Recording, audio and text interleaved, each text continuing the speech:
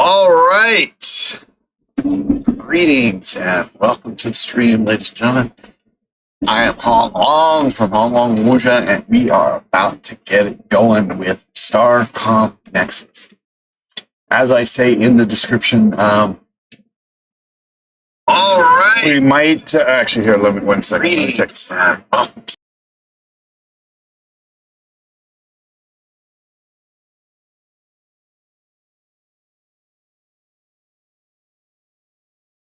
Got to check that sync up, and looks fine. As always, if we go out of sync, let me know, and I will fix it immediately. Oh yeah, as I mentioned in the description, only 3 more days, and Broken Arrow will be released. So, if it is as good as anticipated, we will probably be moving the Starcom stream, actually all of the streams, to 1 stream a week. We'll probably do. We'll probably do like a couple of days in a row of Broken Arrow, and then we'll switch off like Broken Arrow, a stream, Broken Arrow, and another stream. I'm guessing. I don't know. I mean, if it could be even better, so we might do like a number of days in a row before we switch over, or a number of days in a row and then something else and then a number of days in a row. It just depends on how good how enjoyable the game is. We shall see. Anyway, we are back to Starcom Nexus. So let us get going. Mr. Orson is already on the table, already starting to bite, so he may wind up moving off from his co-pilot's chair into he's going to move. Oh, quit biting! You got to stop biting me. All right, let's get rid of this, and let's move this, and let's see where we're at here.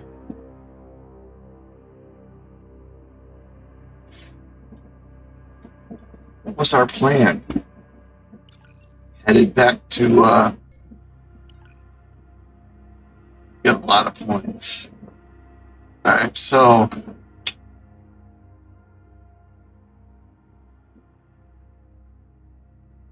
we've gone out there. I think that's what we did the last time. What about here? Here? Yeah, here. I think we have to cut it short real quick. So let's let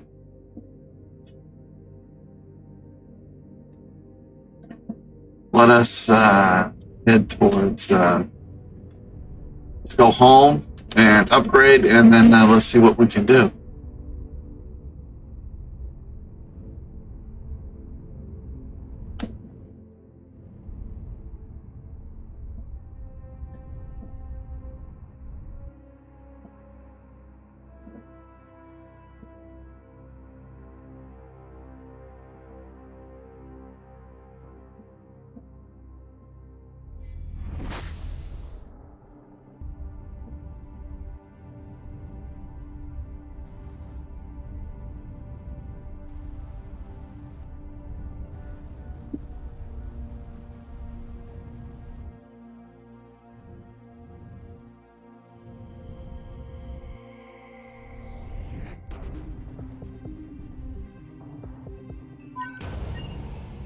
Right, what do you got to say for yourself, Miss Commander Miranda Price?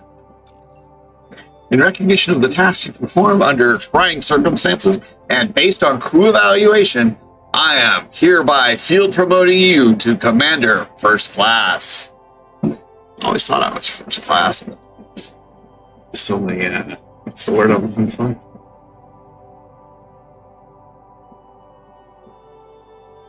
It's only validates that. Is there anything else? We could use more crew. And, well, how's morale? Not too bad. My people hear that your crew is hopeful, and that makes them hopeful. Well, that's all for now. All right, well, that's going up.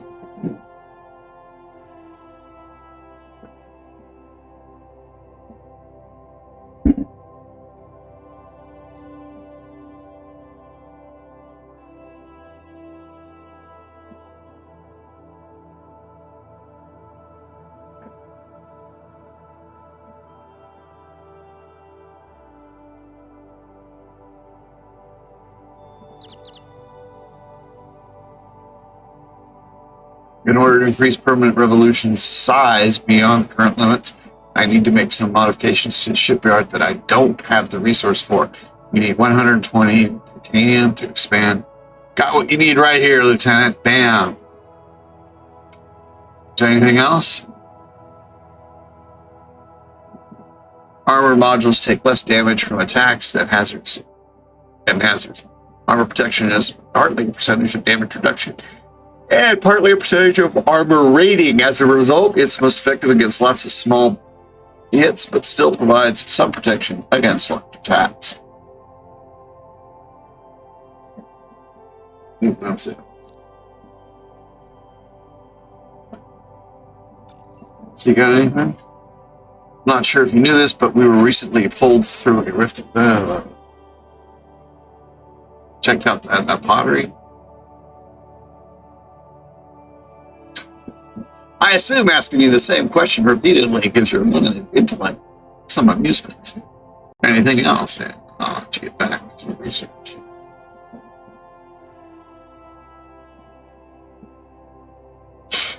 Alright, let's see what happens here in the shipyard. Yeah, get us some bigger modules, and no, we cannot. I guess maybe the next time we show up. There's no option there. Alright, let's go do some research.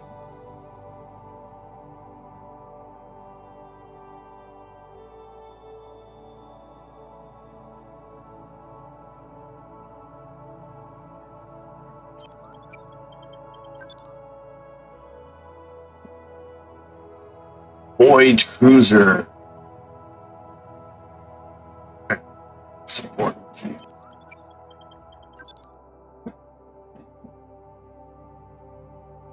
And since we don't have any missile space, mess with that.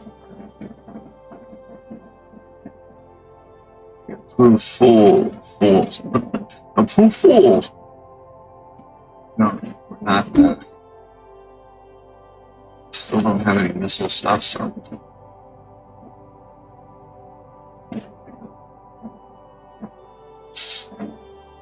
I'm thinking.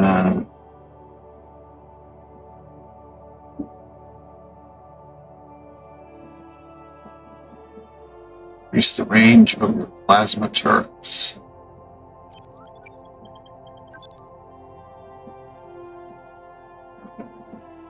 Improves rail acceleration with rail earth magnetic coil inducers, and also some science. And we want to do that armor thing. What's this for? Energy. We'll take care of that next time.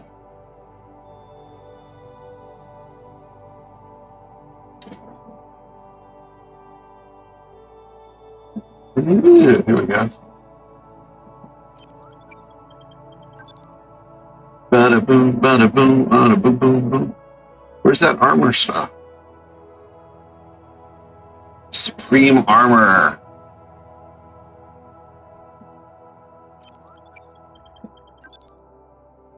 Man.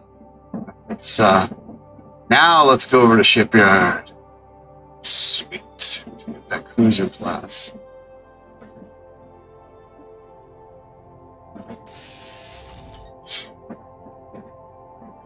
$21 modules. So I guess now is the time.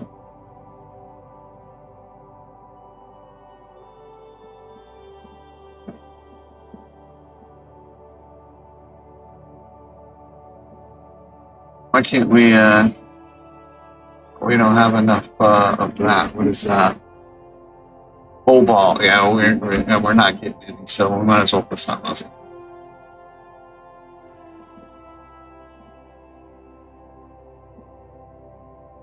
Let's put the habitat on.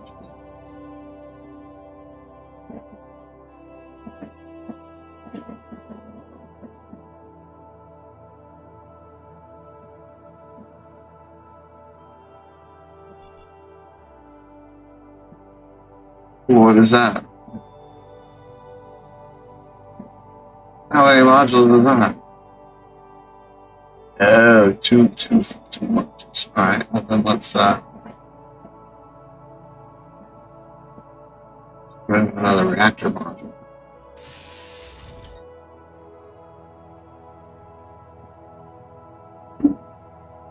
Let's get back to research.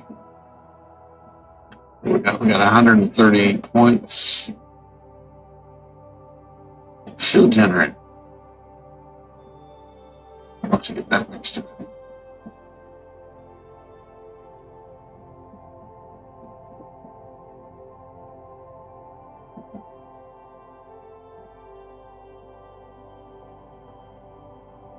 Detection.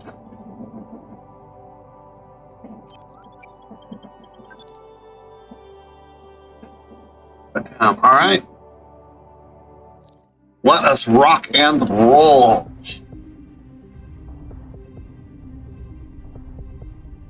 What are we doing? We gotta save. Oh.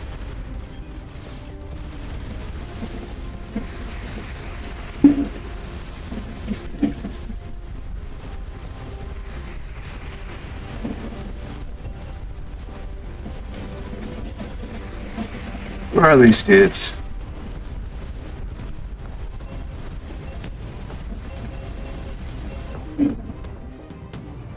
What were they? Sentinels.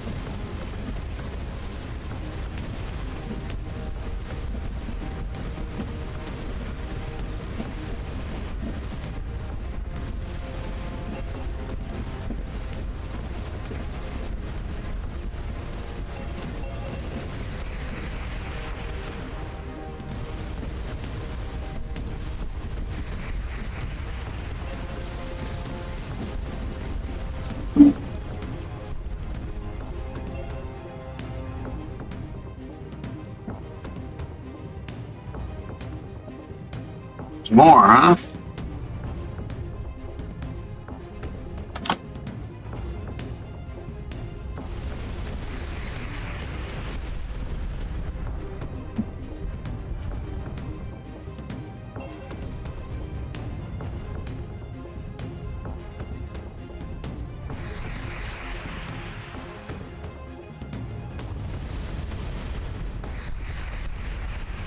Wow, station's got some long-range missiles, huh?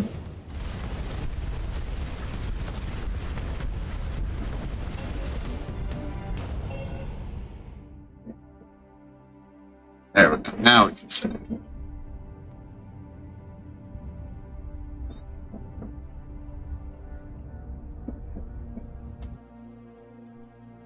All right, well, where are we going to go to? I mean, it looks like we've gone everywhere. Everywhere there is to go.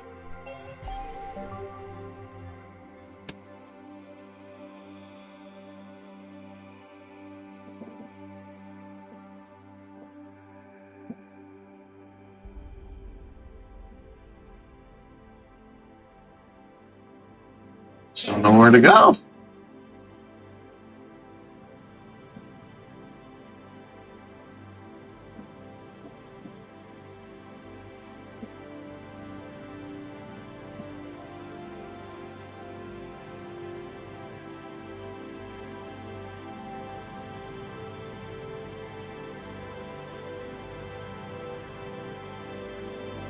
I mean, there's no, according to this, there's nothing other than like 1 or 2 planets that we haven't surveyed, and those we need some special stuff for.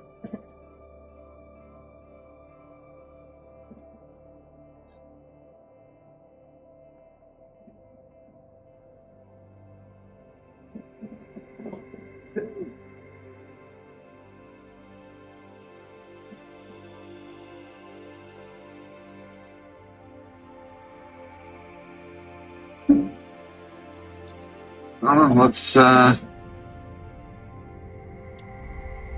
go fly out this way some way and see if we can find anything.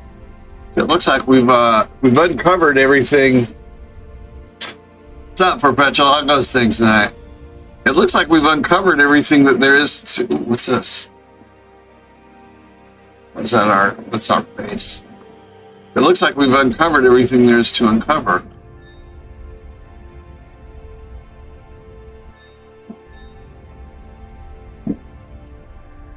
As far as everything's been discovered. It's in here, and there are no more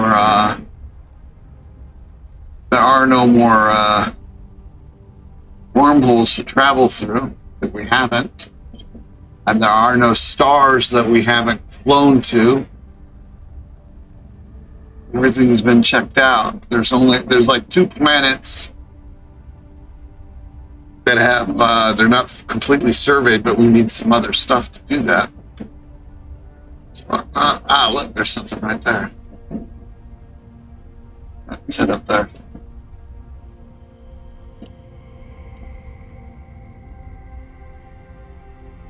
Well, we got another. I'm doing pretty damn good. My still got that ear infection, but it's feeling quite a bit yesterday. Yeah, look at that. Our turbo there is charging up a lot faster than when it was before. Not too shabby.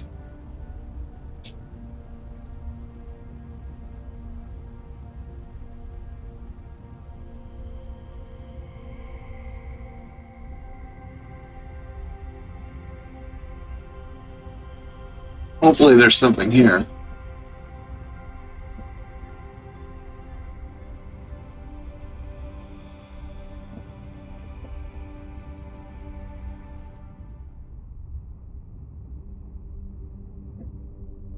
Well, we lost some crew members already. So I think we had 20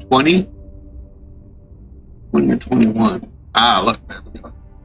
Nice, all right. I don't see any more of that, though. Yeah.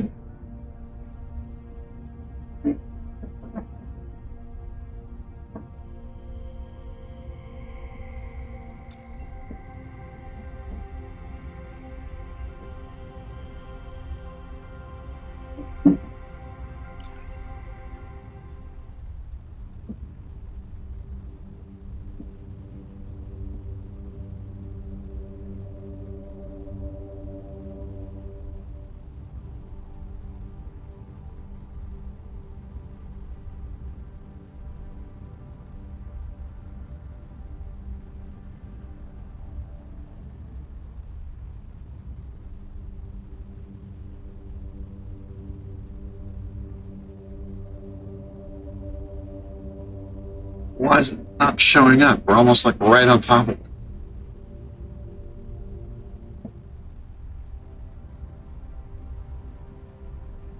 We are on top. Not there. Ah, there we go.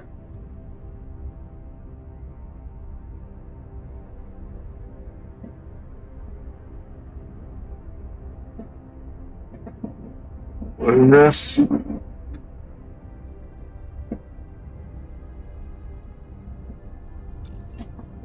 Fair warning, humans. We see you land here and there. The planet is not your concern. Stay well away. Who did this? Why is that? Why? What's there? Nothing but your death.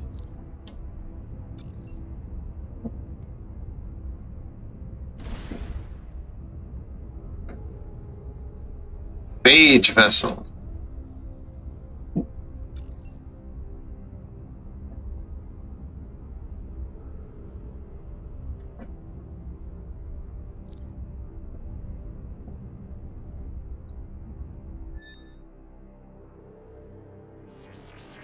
Is that what these guys are? The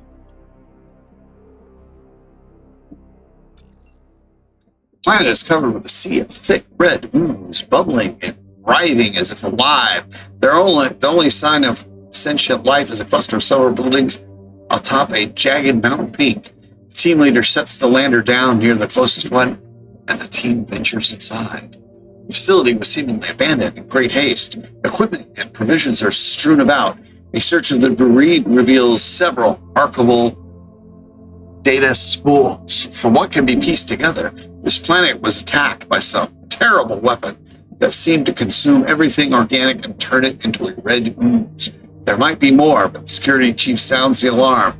The red ooze is sliding up the slopes towards the lander.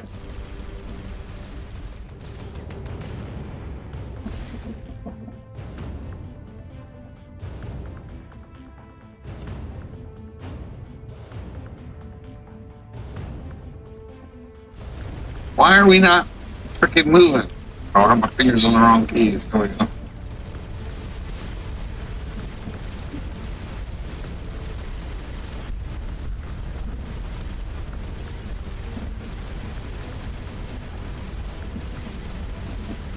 More bird people.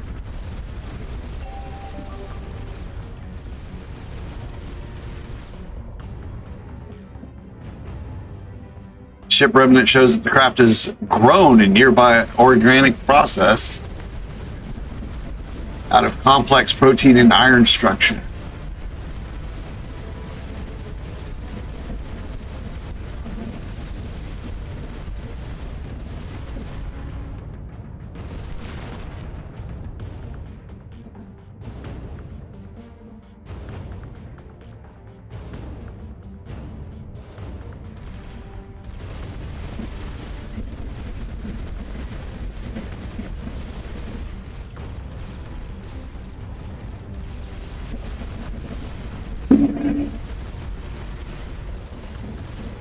It's a good thing we saw that thing about getting a better ship, huh?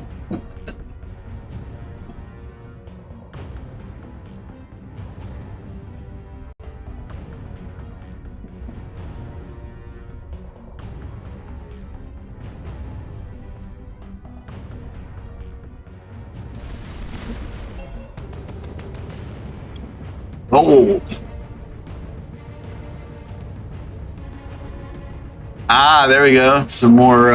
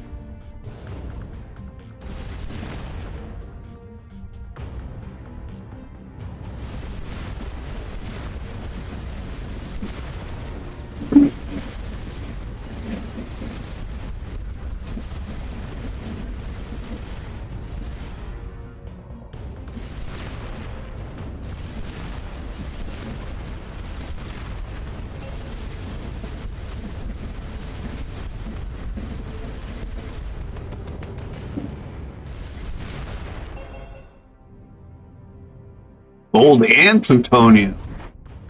That's new. Or is it?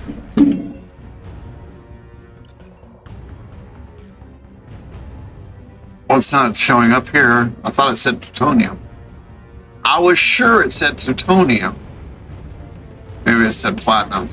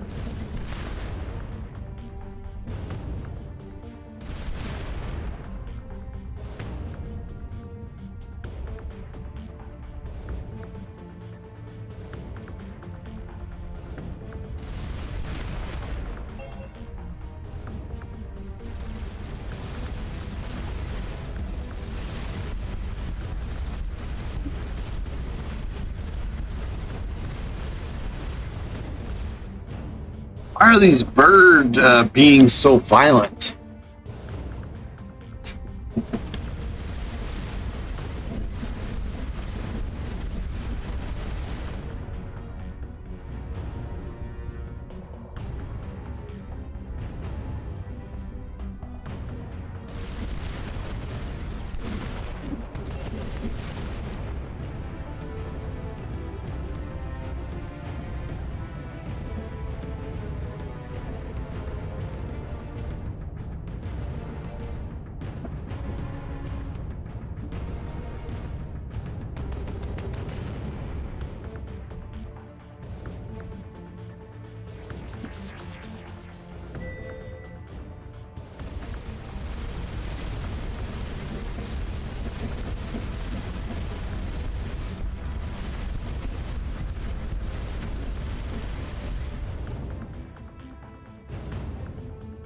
I don't see any.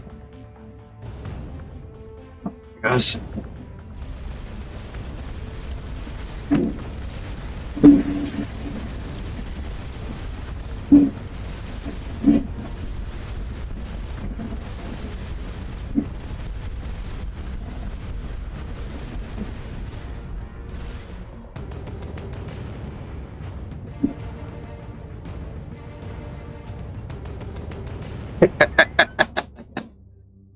This lifeless planetoid has little atmosphere, both literally and figuratively. Some time ago, the fragments of a meteor were distributed over a wide area. Scattered among the chunks of iron and nickel are small amounts of platinum, which the survey team is able to recover. And we got more platinum from the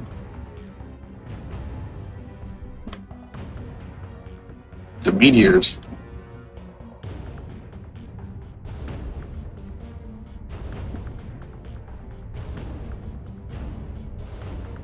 Or the meteors, the asteroids.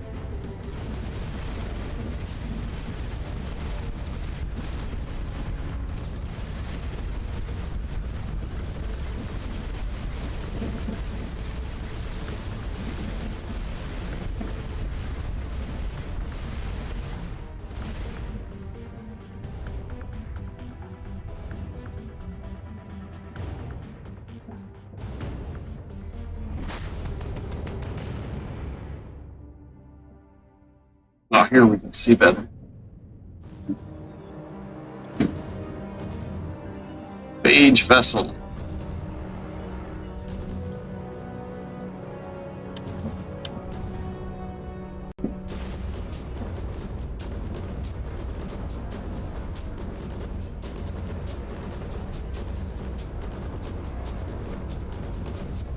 Ah, another wormhole, or the wormhole warp hole, I guess is what they're calling it.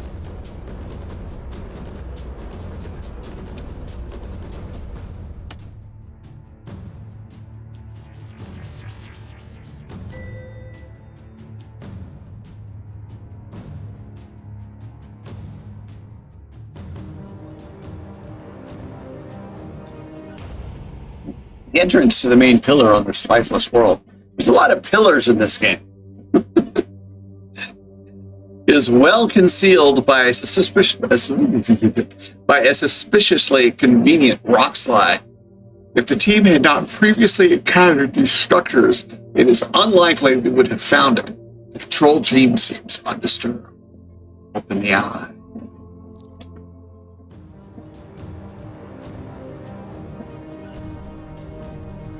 We're just eye openers.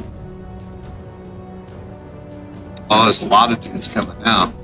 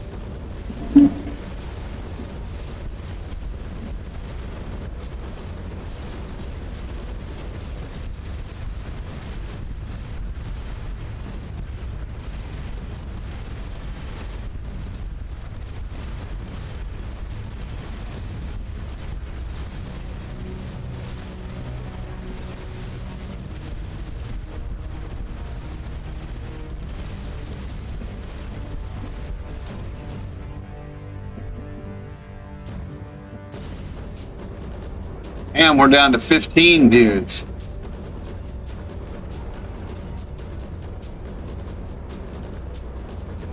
Tampering our repair ability.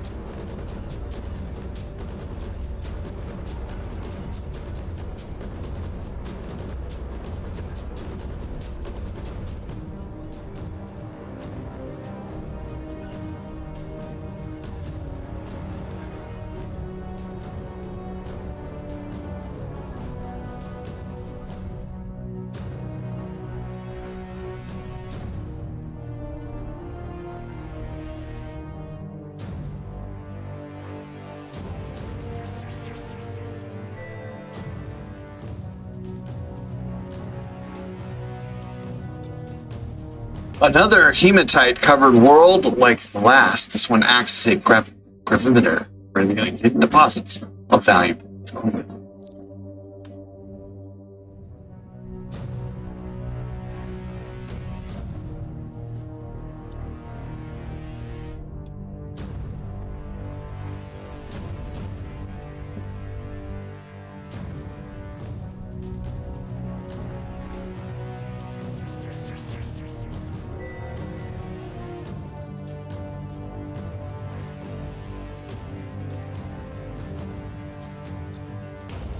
Over 90% of this planet is covered with a sea of ooze. The surface seems like unnaturally. All the team members report a queasy sense of dread. The detected anomaly appears to be a large structure just below the surface. It dies. Oops, he died. Team security officer reluctantly volunteers. He dons a red dive suit and wades into the murky liquid. A few minutes after disappearing from view, he reports a strange sensation of something tugging at him. Shortly after, his radio stops transmitting. After a long wait, the team returns to the ship.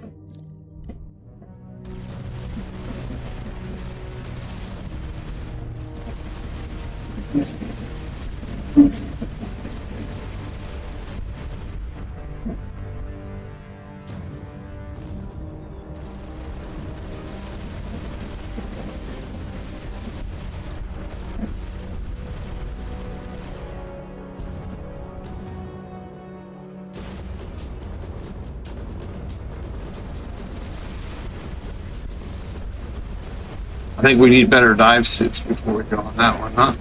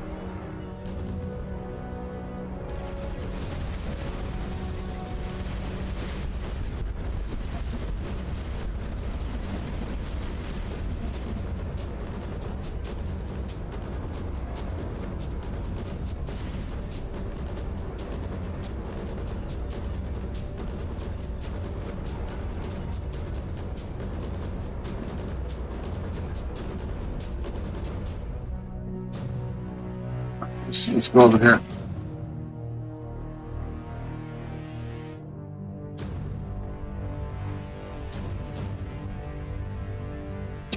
Wow, we're down to 13 crew members.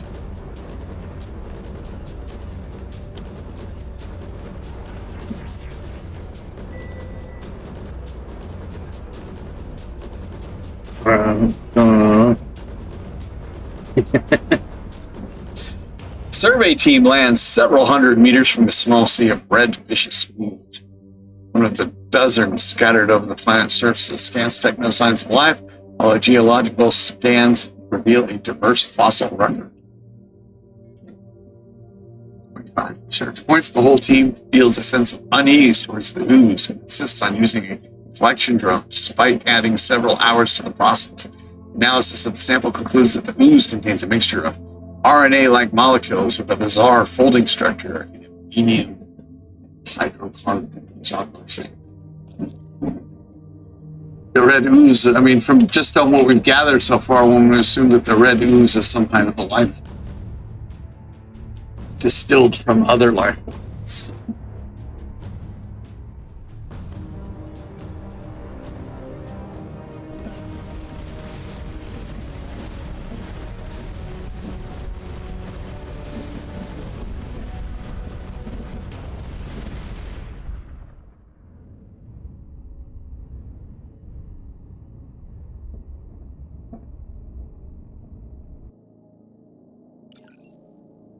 Only 183 research points so far. I feel like I'd be cheating if I go back to the base with that. But we're down to 13 crew members.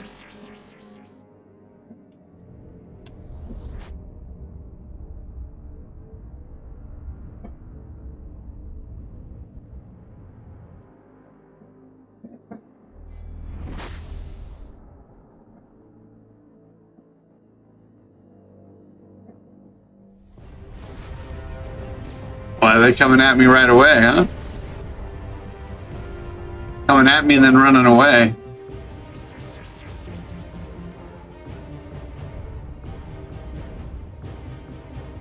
It says fade. With these guys, it just says vessel. Doesn't like, I guess there's only one type for these dudes.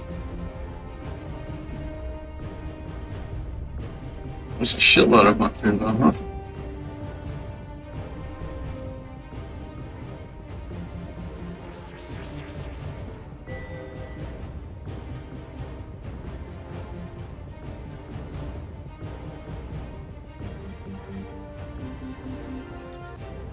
It's another planet with no life and seas of the same red ooze. Whatever phenomenon produced it wasn't confined to a single world, obviously. And their team, no, we don't have a choice here.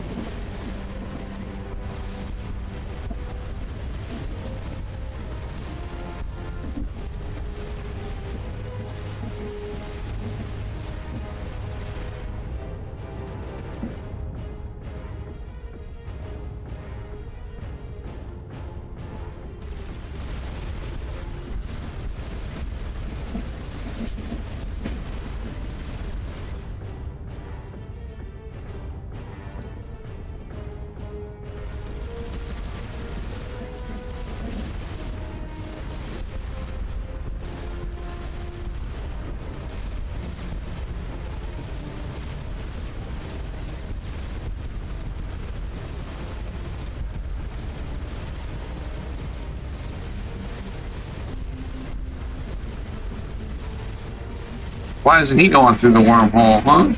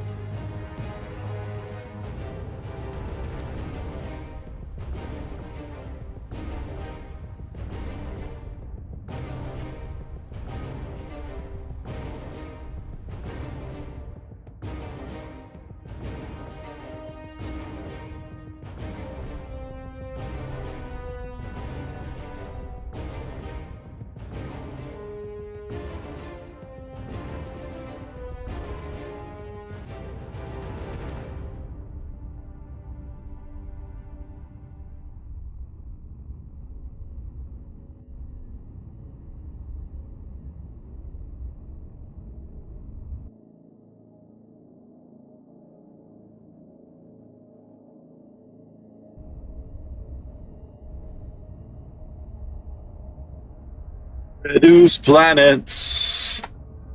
Reduce.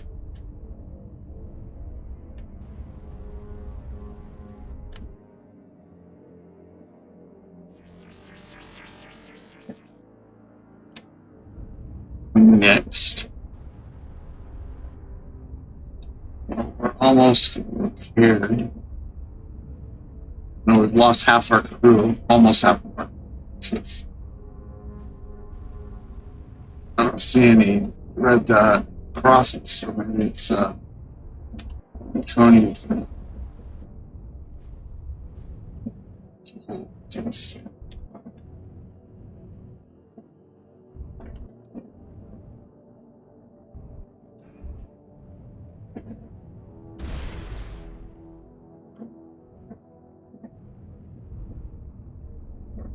It's not giving us the option to scan it.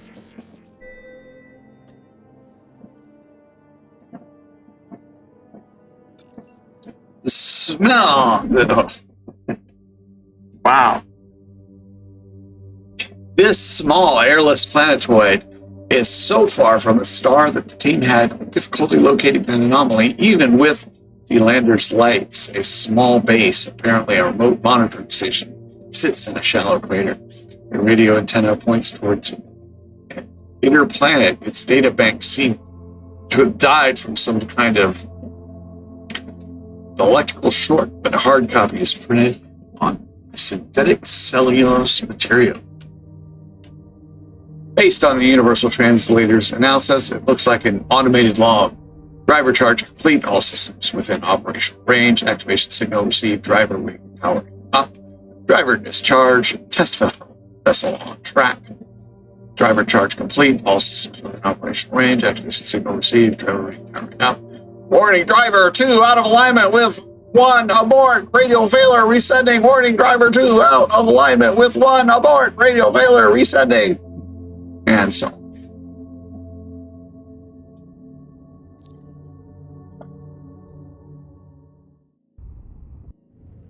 Now we're supposed to go.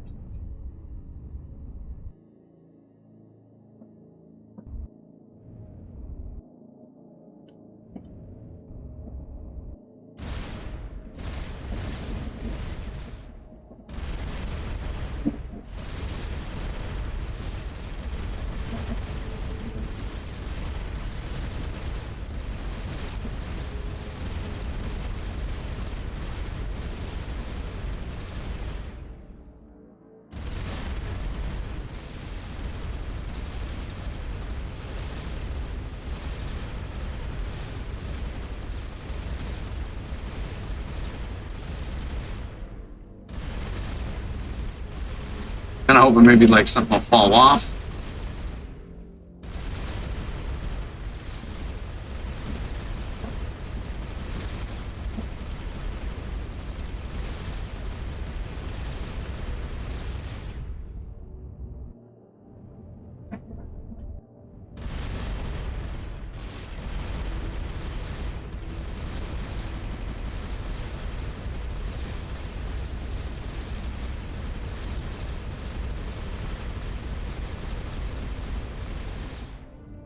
I don't know, maybe we'll try coming back later on with better guns.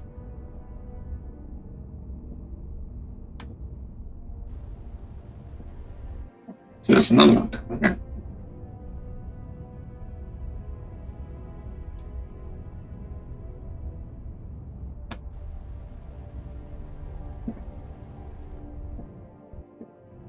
Oops.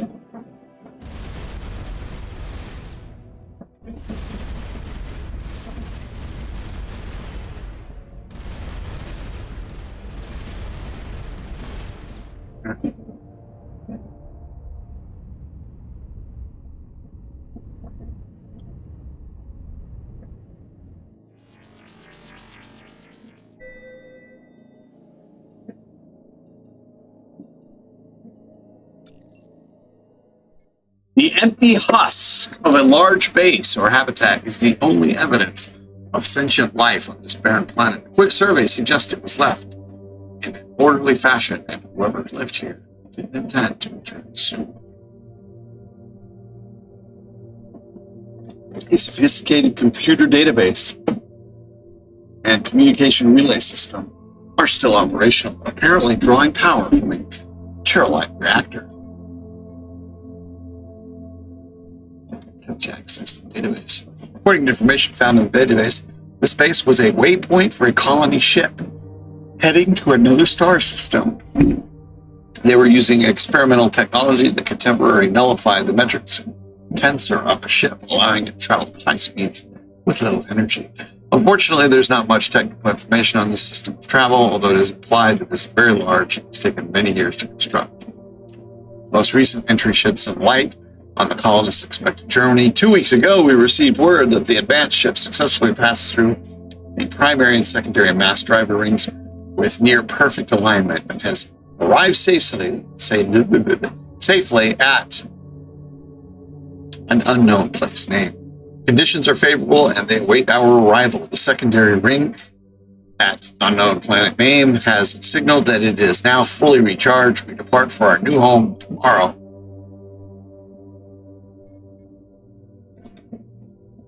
Communications relay seems to be designed to activate 2 different remote driver systems, helpfully designated 1 and 2. Driver 1. Permanent revolution detects a powerful magnetic field nearby. Try to operate the communications relay. Driver 2. Station. Okay, disassembled systems ready, baby. 13 adamantine. Nice.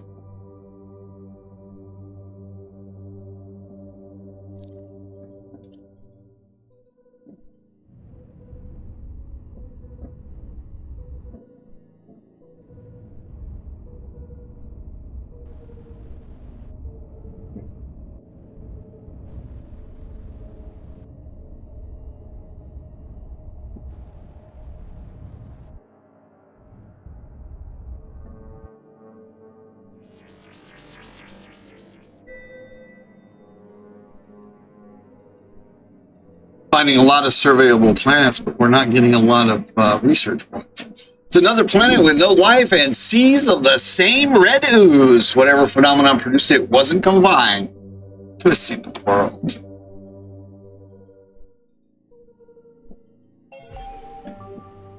There was some research. A complex mold-like organism has completely filled the inside of this probe. It seems to even have gained the ability to direct the probe's navigation to a certain extent.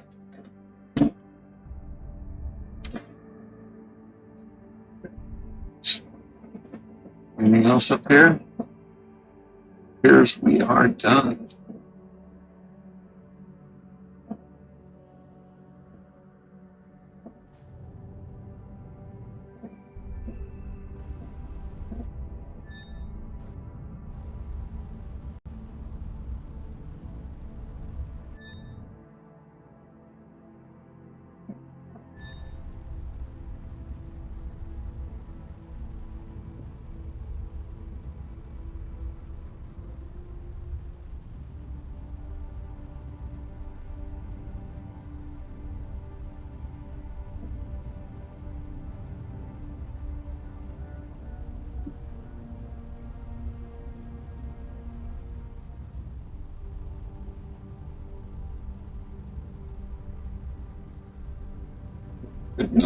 Star appears.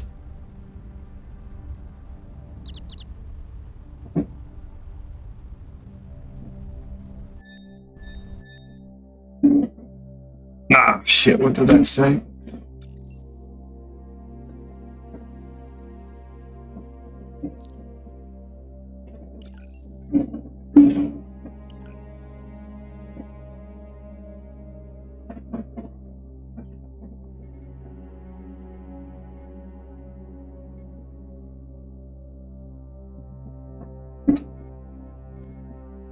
Thought I saw something.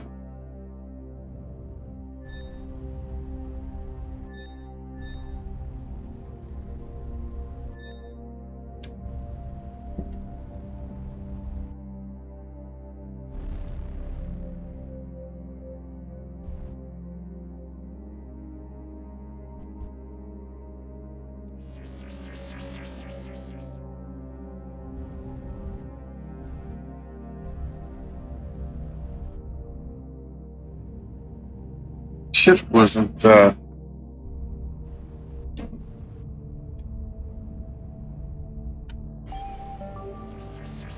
self-illuminating reddish color seems to form a novel phenomenon related to the Casimir effect generated between the outgassing particles. We should be on the lookout for variants of these for more data.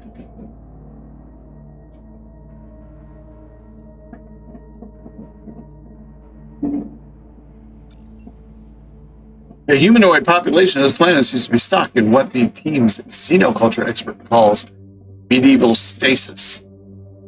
Technologically stalled in the equivalent of Earth's late Iron Age. She speculates it may be due to the irregular growing season, which triggers frequent conflict over scarce resources. Technically, direct intervention with this type of culture is prohibited by Starcom activities.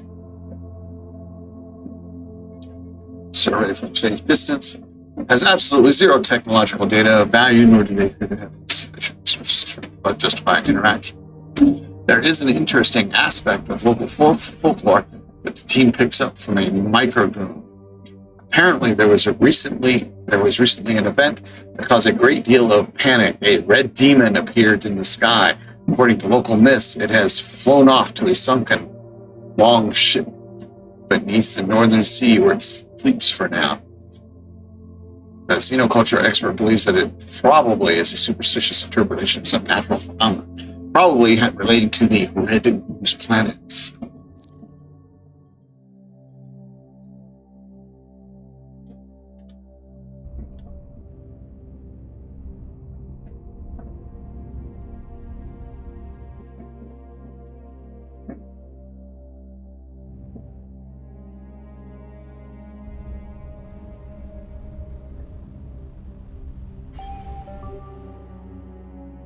Too subtle for the eye, scanners show this dim yellow star's output seems to oscillate over time in an irregular, almost musical harmonic period.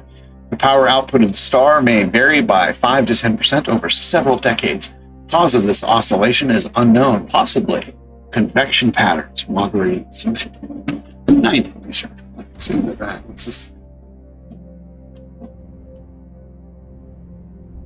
Whatever it is, it's not.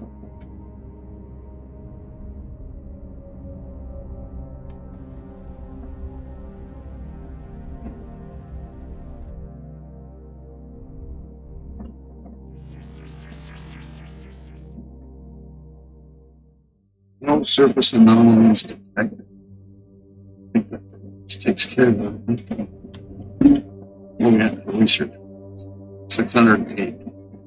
I think that's enough for a more high-powered gun, and for shields.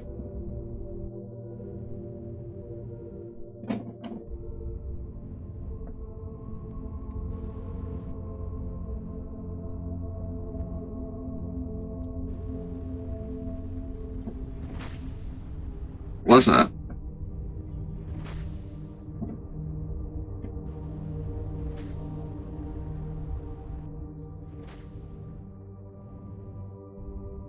Whatever it was, it disappeared.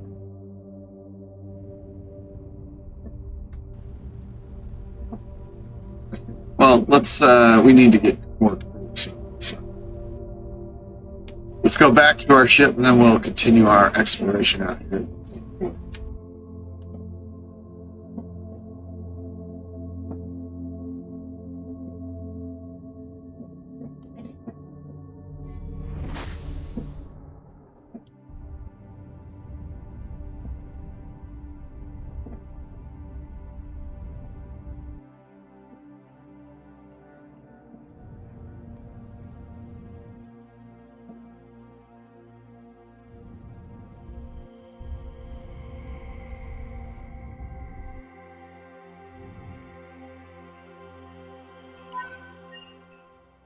Everybody. That was close. The Sentinels apparently have decided that Kite Station is also in violation of whatever direct caused them to attack you.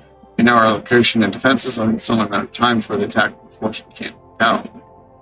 When their ships arrived, we detected an EM signal with its signature from ones used to control the Nexus gateway. The lab decoded it, and it seems to point to a very distant location. at blah, blah, blah. Why don't you check it out and see if you can discover why this are attacking this will do. We could use more crew. Lost morale. Holding together, news are giving everyone hope. Nerves are starting to fray. I'm very alarmed by this phage alien you encountered. Based on the data in your logs, I think it's some kind of smart molecular weapon. It was probably designed to efficiently cleanse a planet of life, but somewhere along the way it figured out space travel. It has the potential to cause more extinction in this region across many planets. How do we stop it? If I'm right, as usual, its creators would have built in a neutralizing switch into its structure. Minimally, I'll need a sample of the original molecular weapon structure. You'd be most likely to find it on whatever planet it was first used against. Landing on a planet covered with self-replicating malevolent goo sounds fun. Actually, I doubt it would be much fun to crawl. You're in terrible danger. Good luck. We did collect a sample.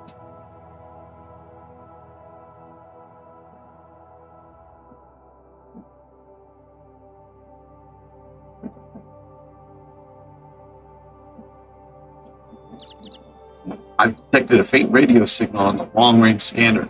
Since its light speed is probably long gone by now, but if you want to check it out, I've transmitted the coordinates to your first officer.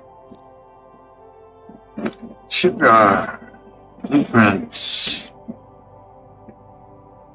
Can't get any bigger than that, so we're pretty much stuck with what we got here.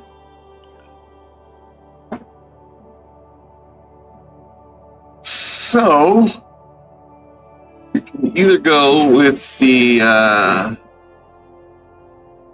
oh, we can't go with the better gun. So let's go with the shield.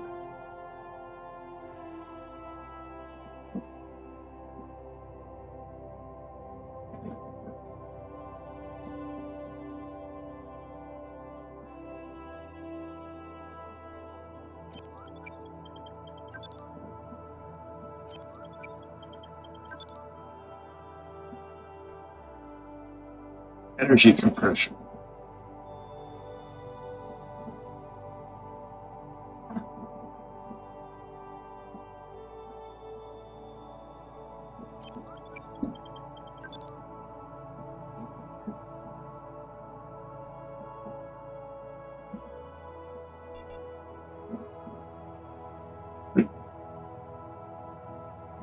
Fast field focusing. Boost the damage protection per unit of energy.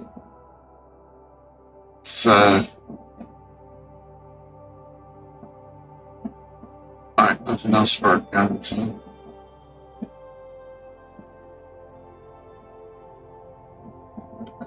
Oh, we could have gotten a better ship, huh? That next to hardened systems.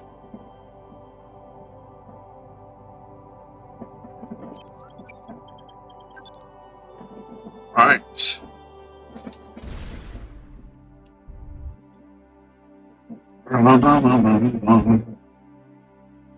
So let's go to, is it 40?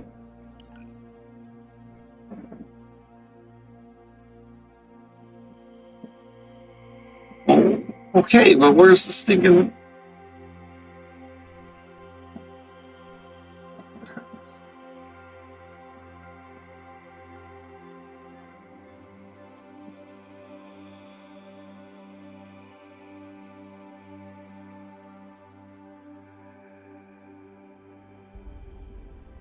Oh, I want the...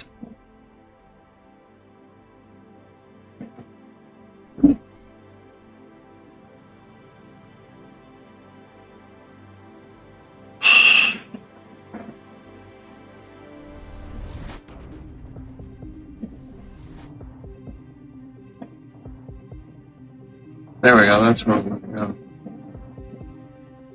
Oh, that's going to be a bit of a trap. Oh, somebody's firing.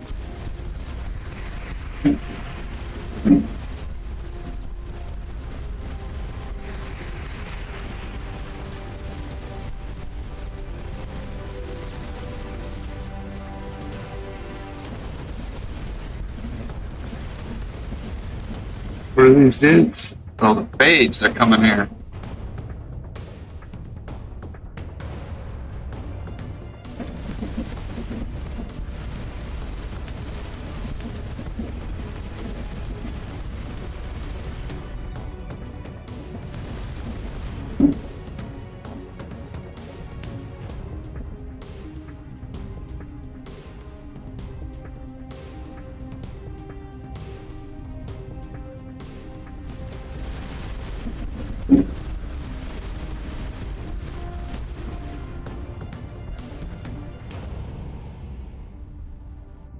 That it?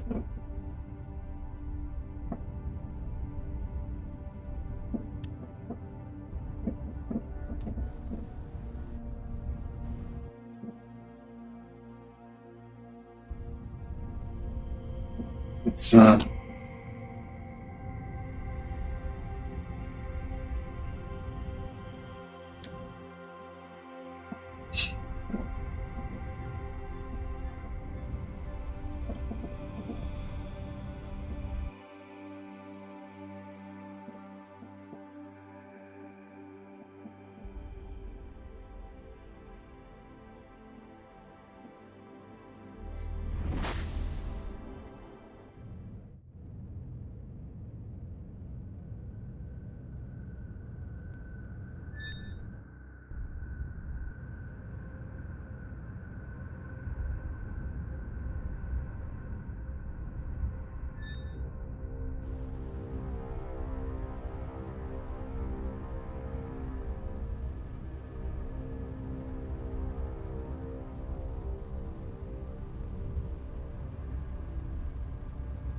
well, that's a long way off.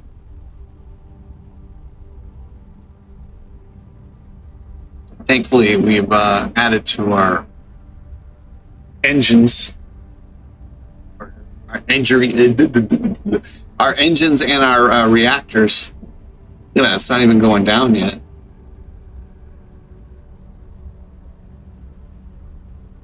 It's like almost not going down at all. Still go down with the shots.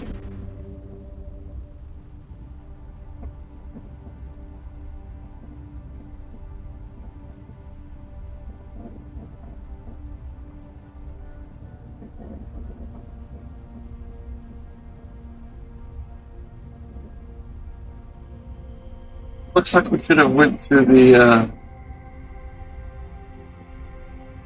we could have just went through there, huh?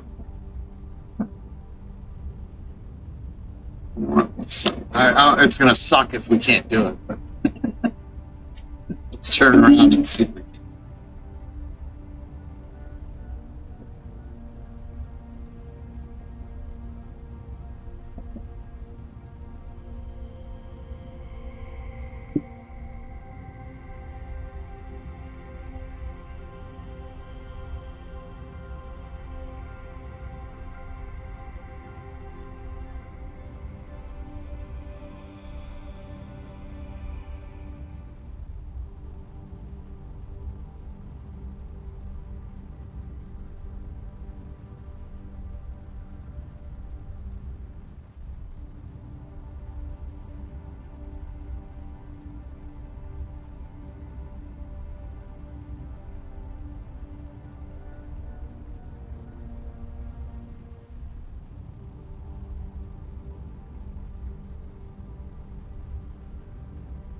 Look at that, those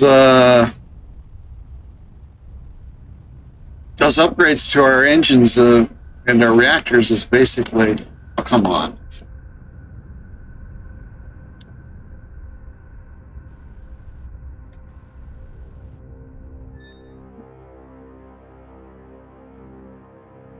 Shit, yeah, it's not going to do it. I guess I have to go there. Right. I'll have to fly there first, I guess.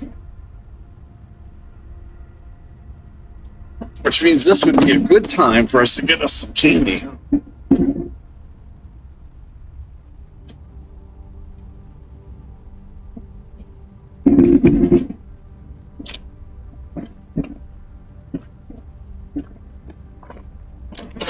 Haribo German Dutch chocolate.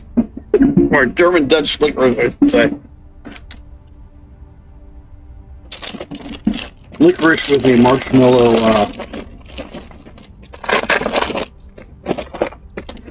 Well, I guess not. This is just greenies. Well, there's some licorice with the.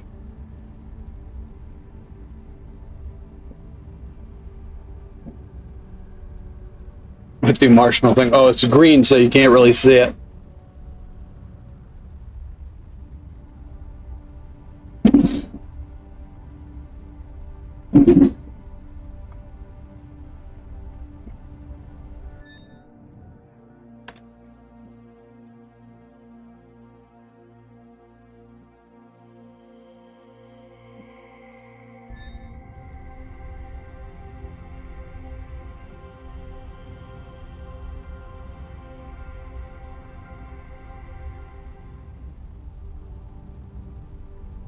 If we have another one. There aren't too many of the licorice things in here, but here's one. Licorice with a marshmallow coating. There's probably enough calories in here for a whole can of Coke.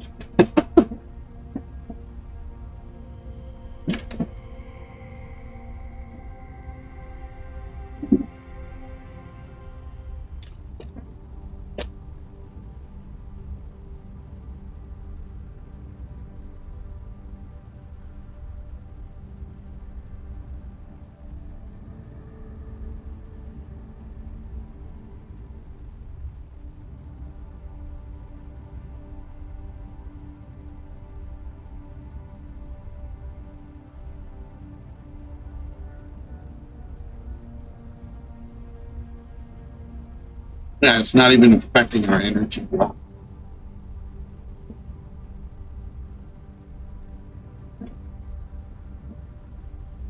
You'd think we'd come across something in between.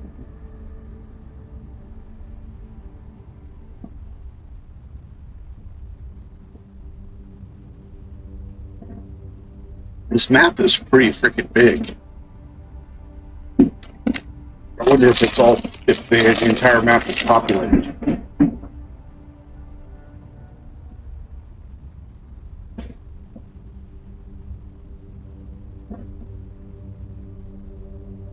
We've got something else to go to over here too.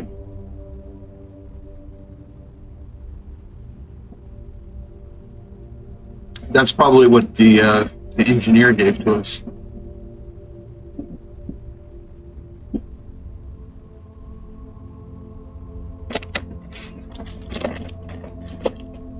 So before we get there, this would be a good time for you to back out and give us a thumbs up and subscribe to the channel.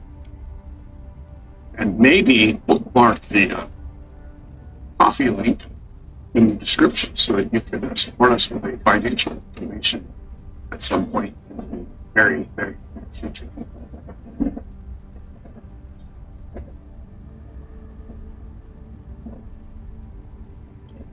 This candy costs money.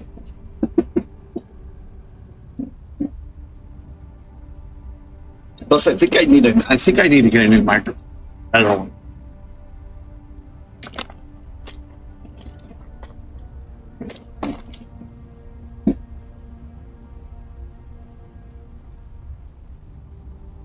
Put it all on.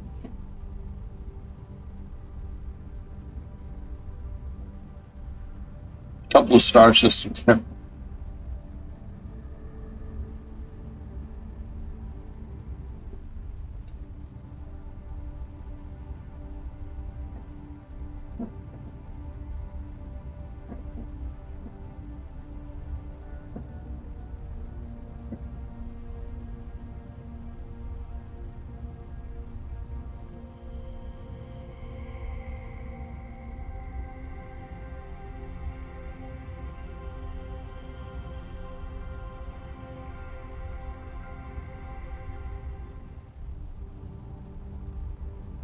It seems like we're not moving anymore.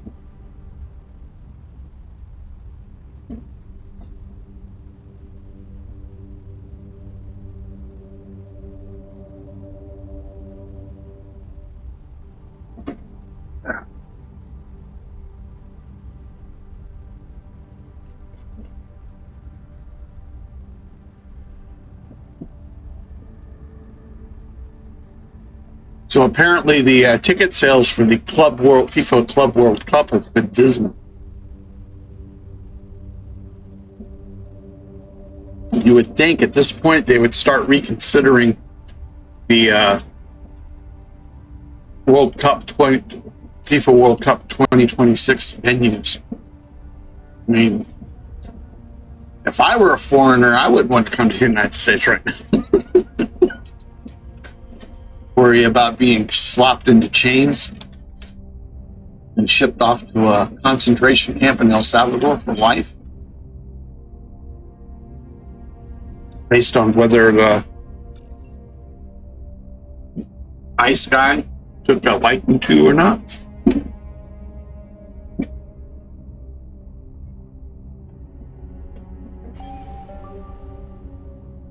We've received designs for a technology that would suppress a nervous system trying to reject an artificial network being grafted onto it. Not sure I want to know what that's for. That probably has to do with the red ooze. Thank you. Well, we already have an excellent understanding of these principles in this technology. Your information provides some useful enhancements. Thank you.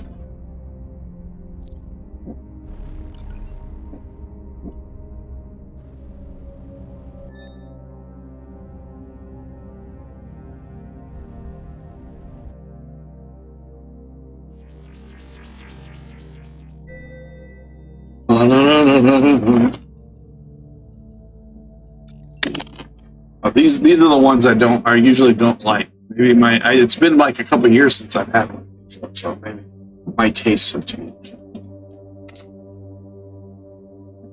Whoa! Look at all that.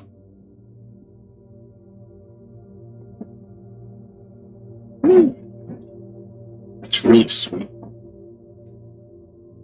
That might be the most sugary German candy I've ever had.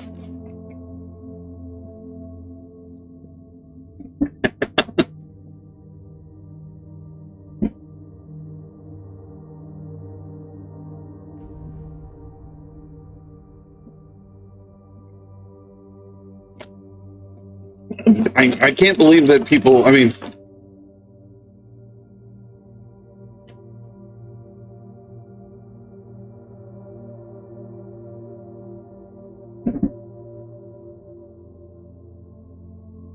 people are going to spend money to come to the U.S. for entertainment purposes at this point.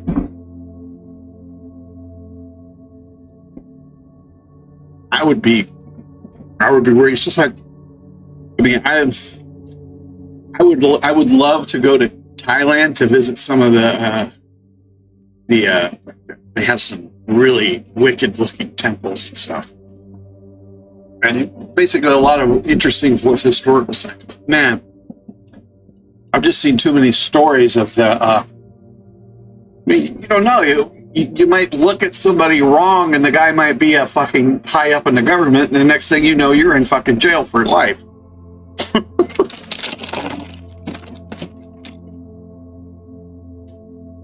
I mean, no. The military dictatorship is not where I would like to be. You know, like Saudi Arabia.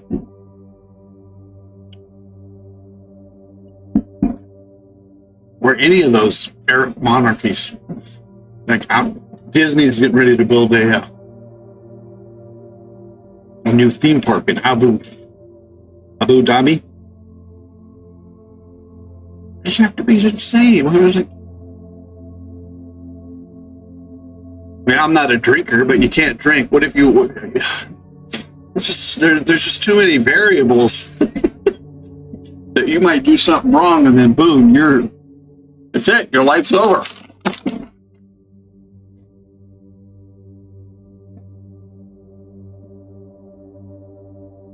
A collection of supply containers lies scattered in a dry gulch on an otherwise uninhabited planet. They seem to have been undisturbed for several years. The team's security officer speculates, based on the contents, that this was a staging area or supply drop that was forgotten.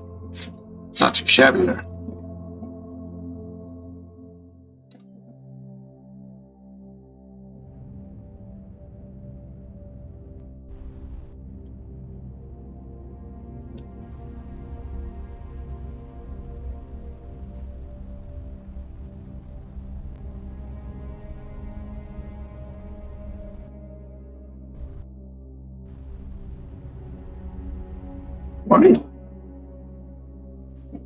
I'm not understanding why it's...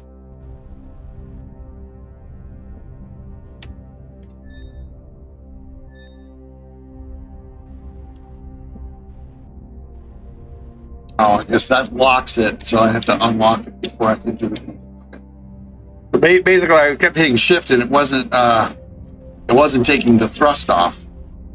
But if I've got it locked, which is the T button, then the shift button's not going to work. So, you guys know what I'm doing. No anomalies detected. Let's go through the wormhole.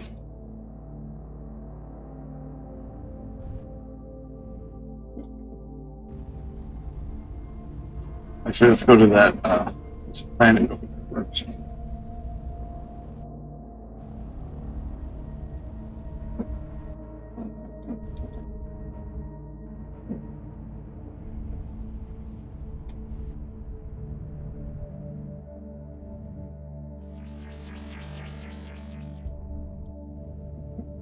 Alright, now we go to the one.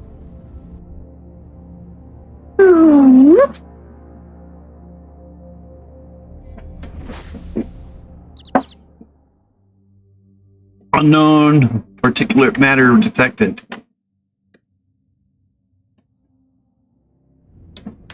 No enemies do I see.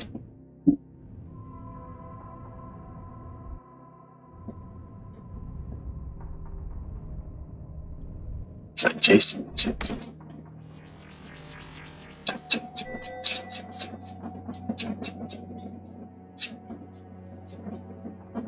That's a pretty cool. Hidden deep in a rocky valley, the survey team found an abandoned prospector outpost. Whoever mined here before harvested most of the ore, but the lander's blazer was able to access some deposits left behind before turning to the permanent revolution. 23 in the bank.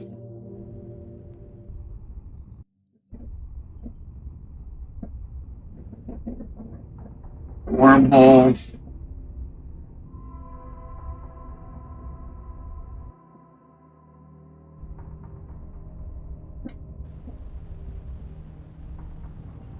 Well, let's go to the star first. Maybe something of value there. And then again, maybe not.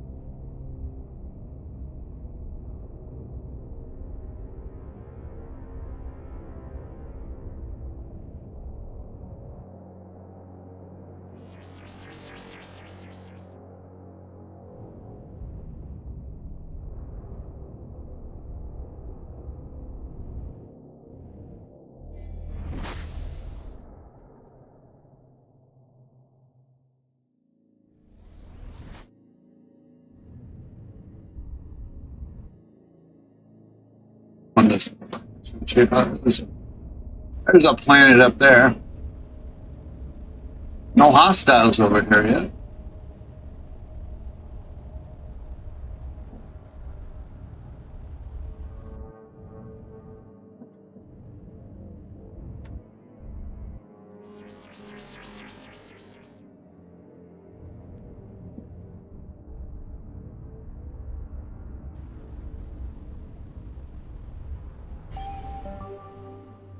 My stars! This crimson giant is putting out mad levels of ionizing radiation.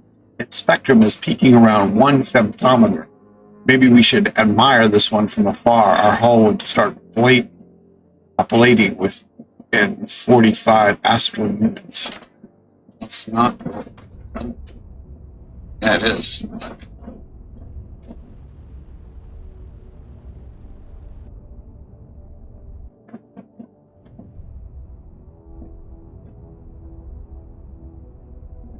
Spent all that time reading. Heal. Look, we even lost a crew member.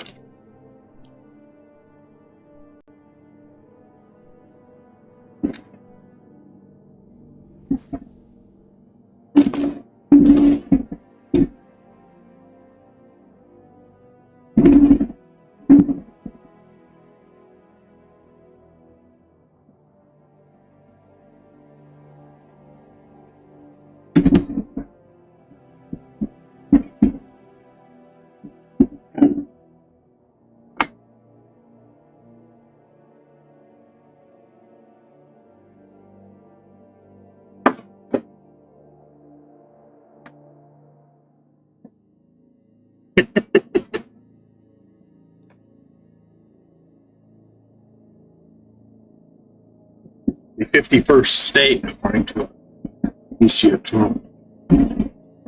There was also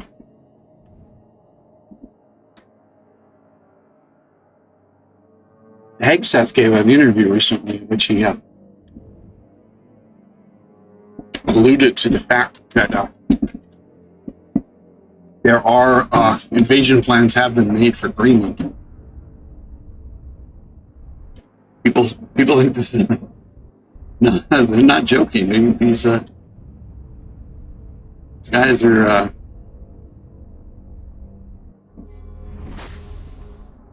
warmongers in the classic sense of the term.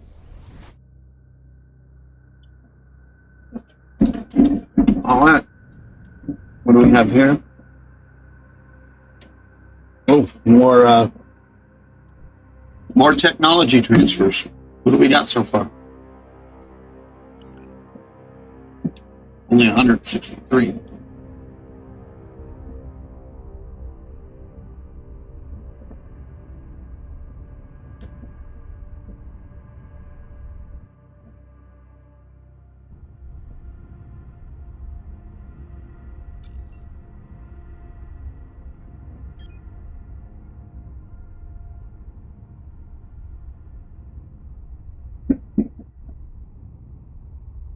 I don't even know what we shared with them. I'm not even sure what to make this string appears to be a collection of complex theorems, but our computer reports subtle contradictions and perhaps the band daring is different accents. Oh, thank you. I didn't even see what we sent to them. But we did get some more research points, right?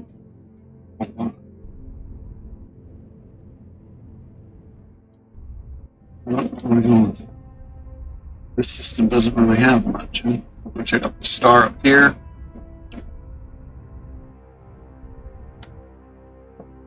And then we'll go check out that star.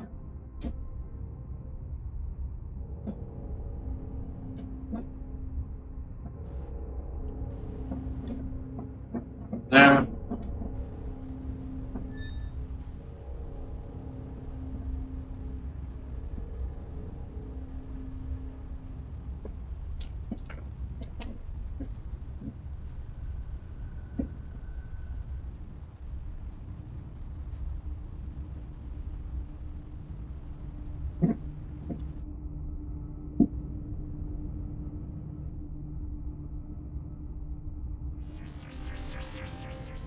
Come on. The turbulent atmosphere of this planet carries pockets of super hot volcanic steam through dry clouds of silica particles generating enormous static charges. These produce lightning-like clouds of plasma when they reach the lower atmosphere under research points.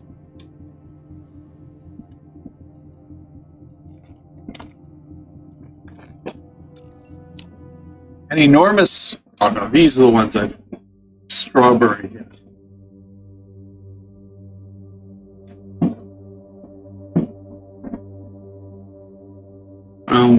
It's not that I don't like them, they just kind of bland. An enormous installation sits impassively as 1 trillion joules discharge from the atmosphere onto its surface. Remote scans detect that it is actively using the electricity to power some internal activity. Approaching this level of electrical activity Seems extremely risky. We'll send one of the red suits in.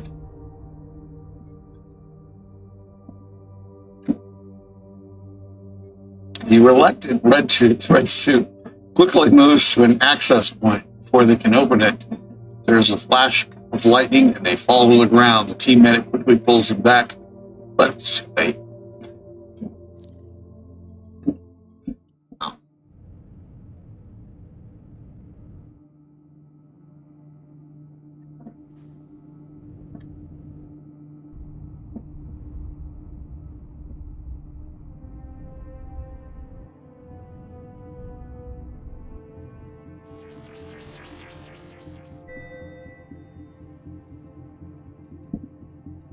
Get my lip again. It's already swollen, so it's hard not to bite it. What looked from orbit like a high-density mineral deposit turned out to be a Doppler distortion from a tar-filled bog. The team spent several hours extracting the lander from the quagmire.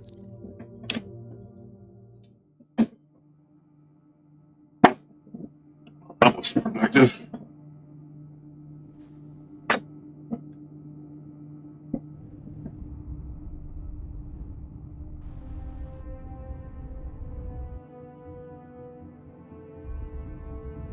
They've been daring.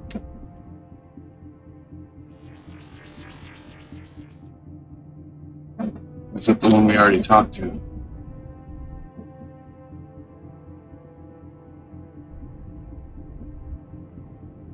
It seems to disappear. Yeah, we've already talked to him.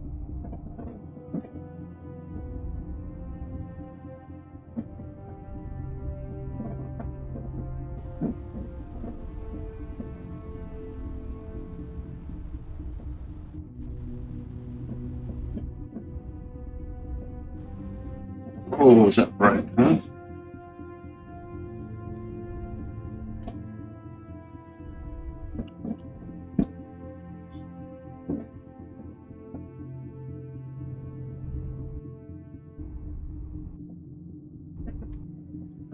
All right, well. Any news? Nothing else? Oh, here, let's go to this thing. Actually, there's a thing up here too. So we'll go here and then there, and then we'll head back.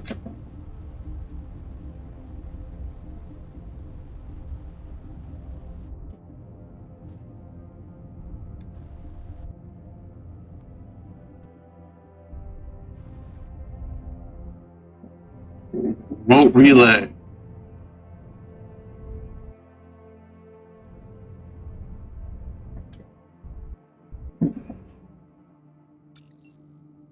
The object appears to be an automated relay station designed to collect incoming signals, store and retransmit them.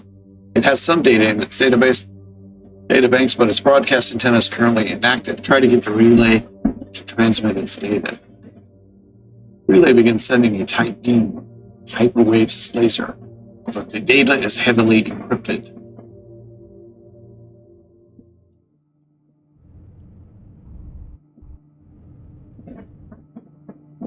Let's see where it's going to. So,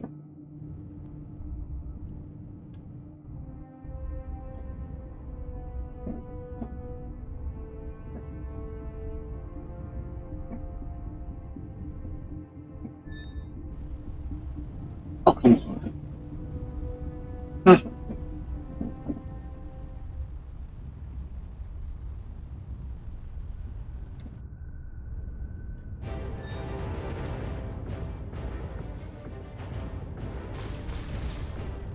Who's firing at us?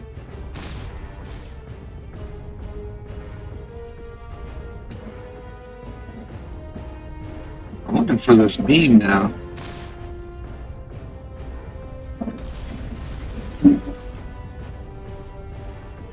Can't see anything.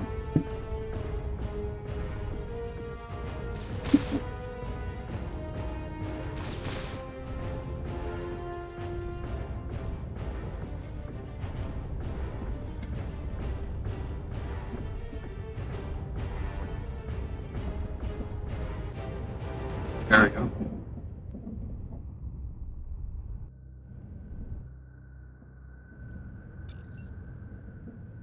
another automated data. Try to get the read to see it.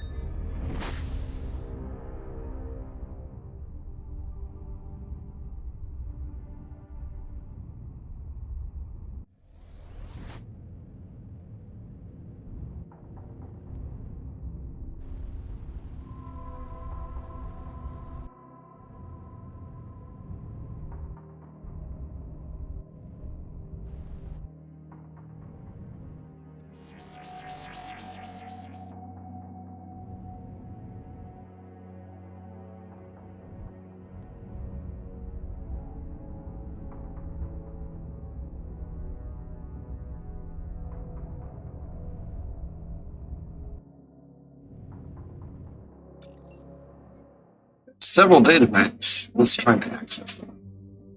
95 research points. Relay had some kind of security system that purged its memory banks when we tried to access them, but we were able to access some of its control code. It's extremely sophisticated and offers valuable insights into AI design. Also, surprisingly, there were a few bytes in active memory that translated directly into Starcom standard. Neologic control systems, Century series.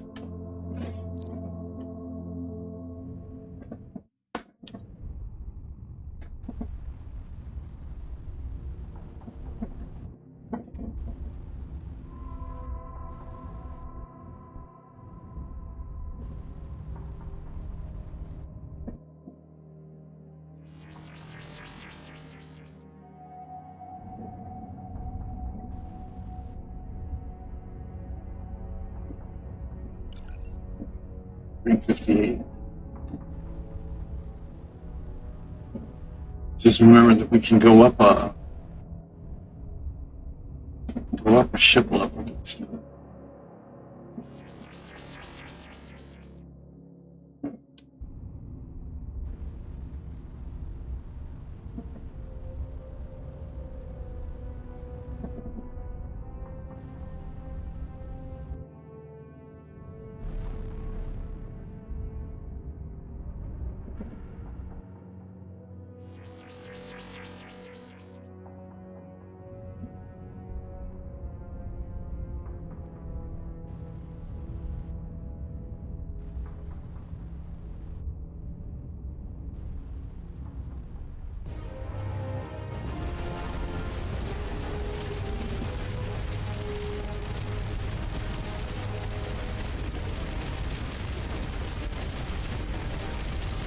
Oh, we're not even.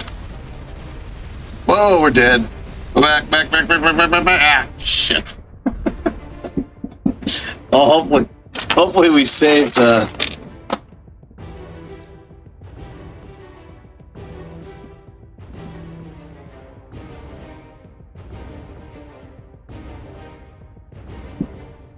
idea where we're at.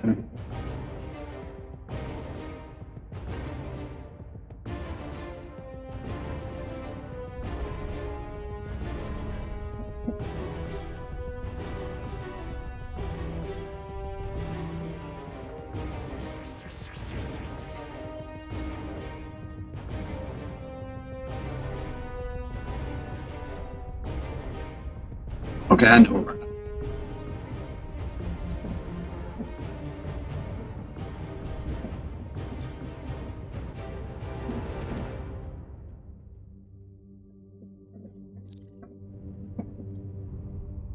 No!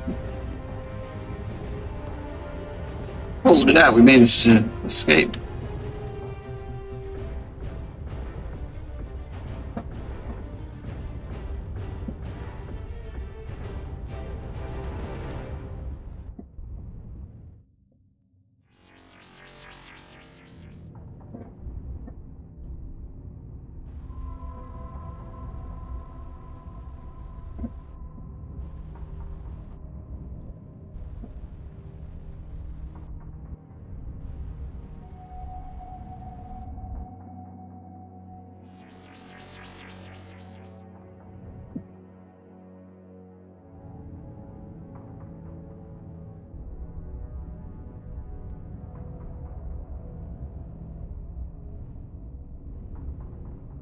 we're obviously going to need a better ship for the whatever that is over there. I would like to see what it is, though.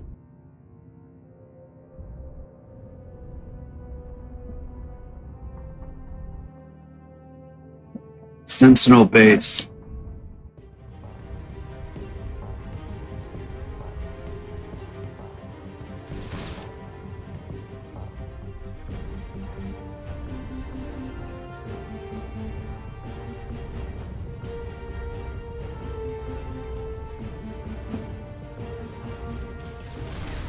Where's that coming from? Is that all coming from that base up there?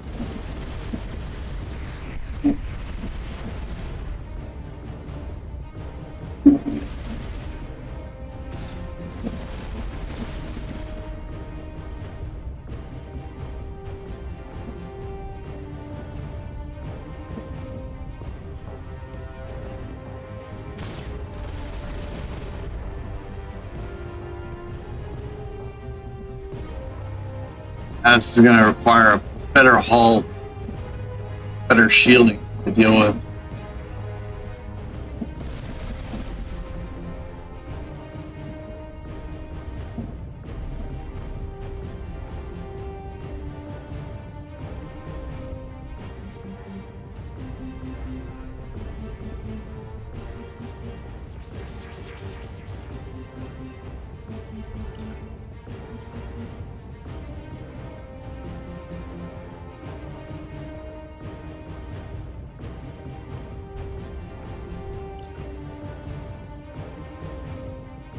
How many research?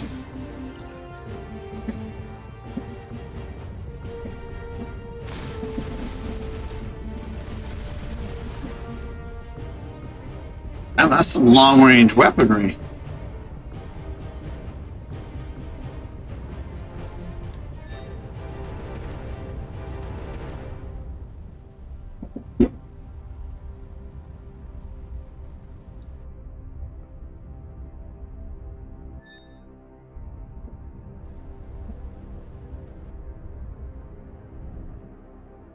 Sentinel interceptors.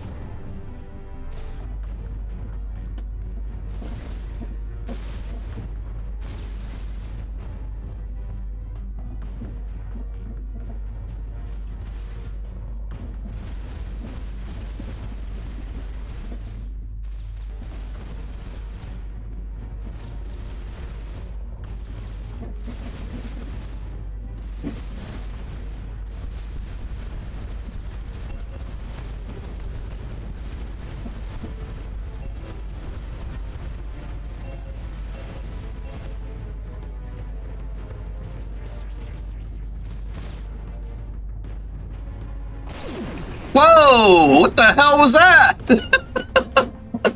Where did that come from? Jesus!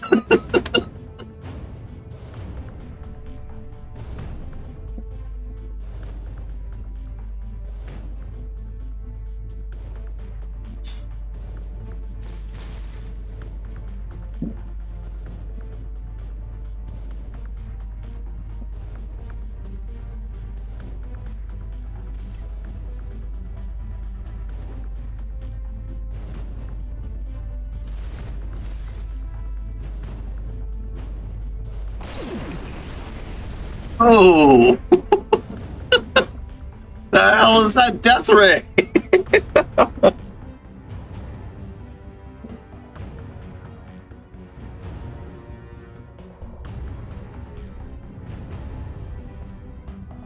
I was just over there the other day.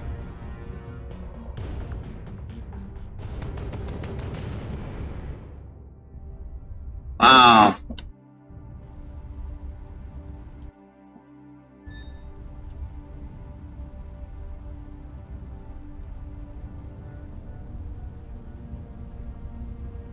All right, well, I think it's time we made our way back.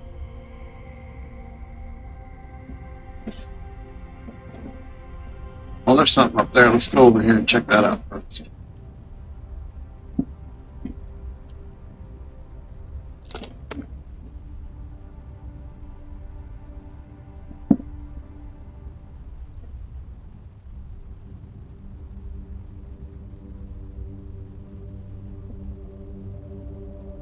My threats do not scare them.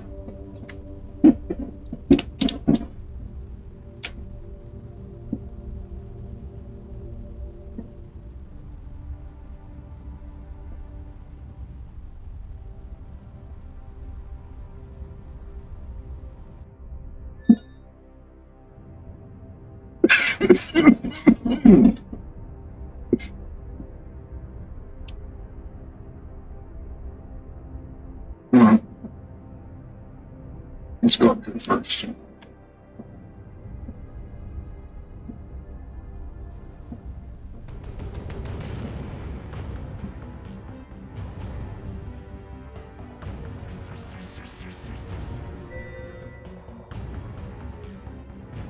Where? I don't see any hostiles. There's one. What is he? It's a sentinel.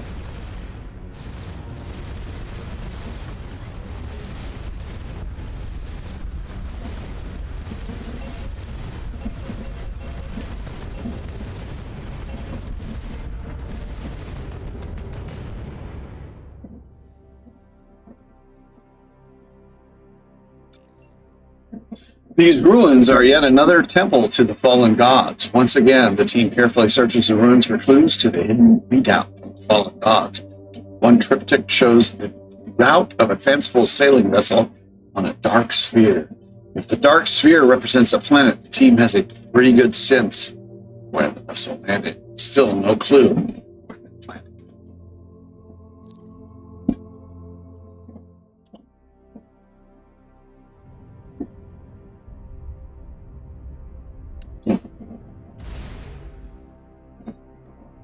Let's check out the sun first.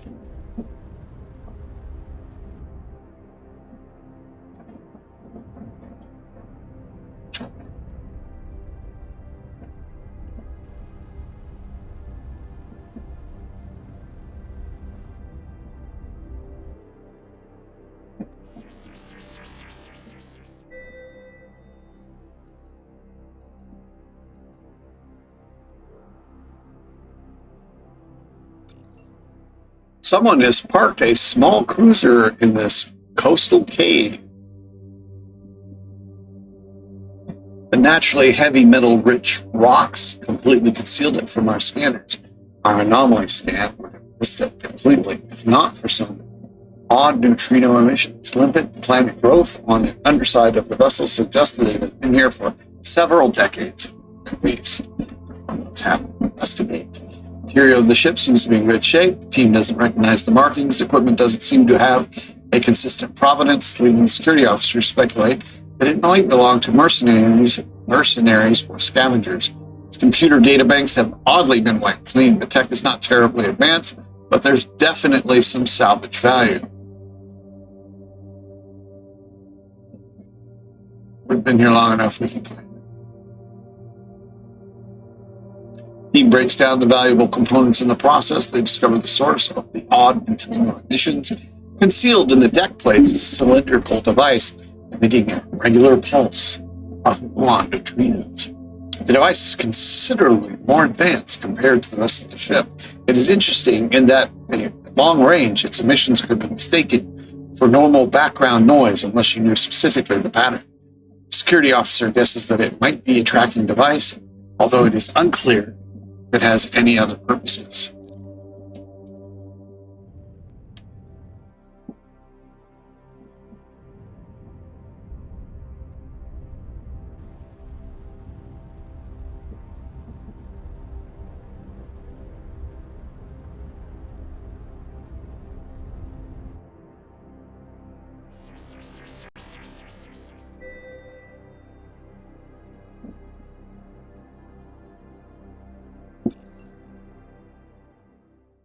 It's another swarm probe that seems to have crash landed on this icy planet.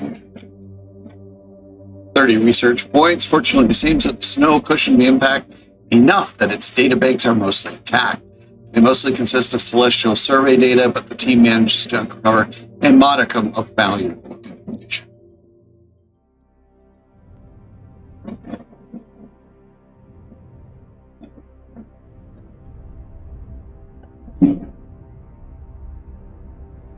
Tell us what that is.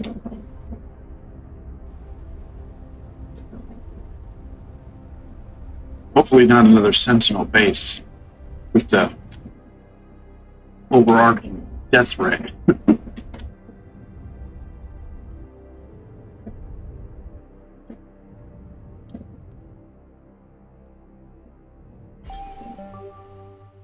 The station is emitting a chaotic signal, similar frequency to a cosmic background radiation. It's doing so in a way that makes it very hard to triangulate the source. 180 points. We'll take that. This autonomous station appears to be monitoring something in deep space and is generating a diffuse, high-entropy signal to jam it. Its systems are quite advanced and encrypted. It seems the only way to stop it is to destroy it. Should we destroy it?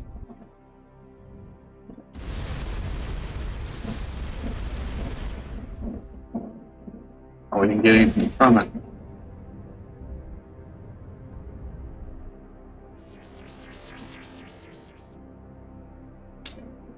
All right. I guess it's time to head on back.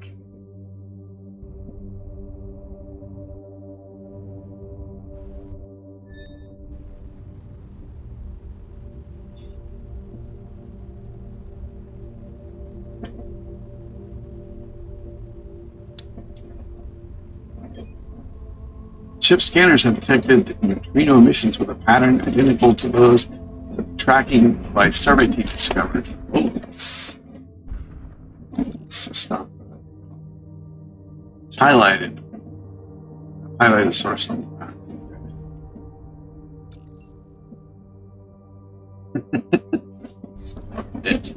I wonder what we ran into.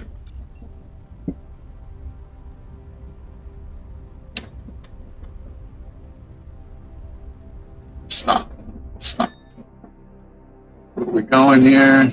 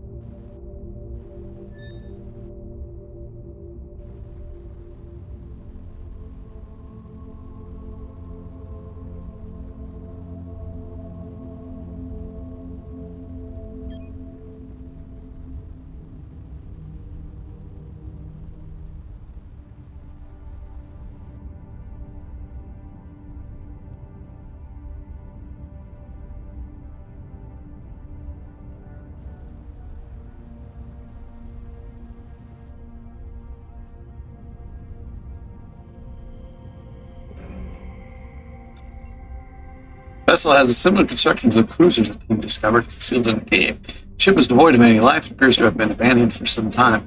Well, it's difficult to tell how long. Like that vessel, there's some salvage and identical neutrino emitter in the hull. So,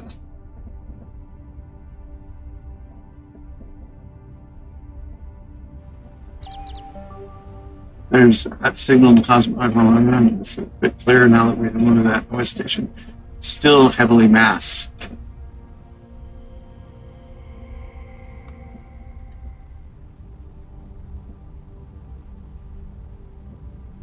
I'm guessing what killed us that last time was the that death ray.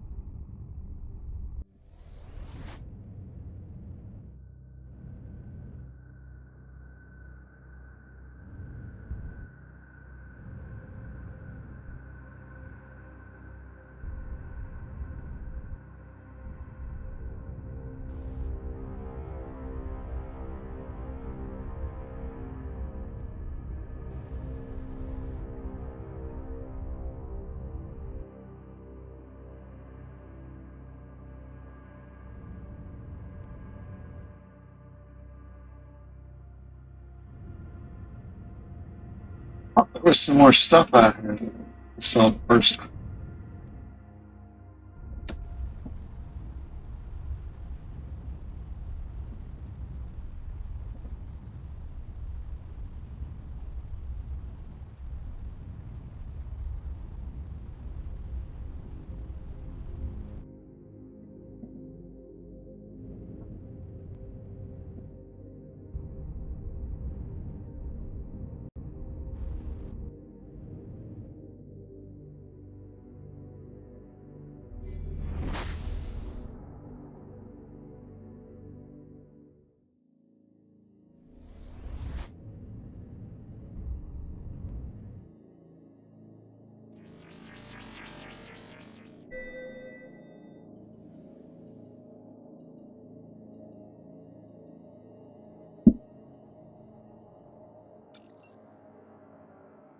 In the shallow waters of this dying world stands a tree whose size seems to defy the laws of physics. Its uppermost limbs extend nearly 3 kilometers above the surface. It's that tree from Hunter x Hunter.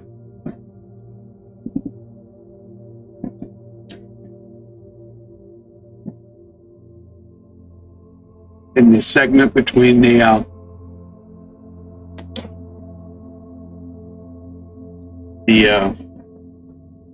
what were they called?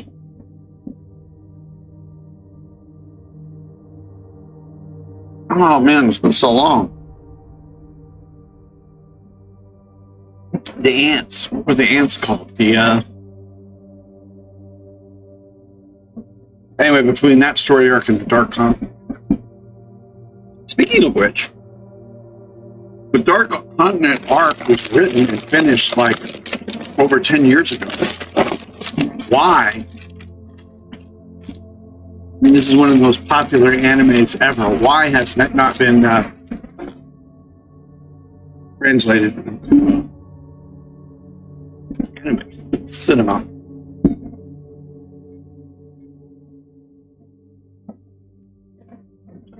Scans show that its strength comes from the complex internal threads that are able to dynamically distribute the weight of one branch to other branches hundreds of meters away.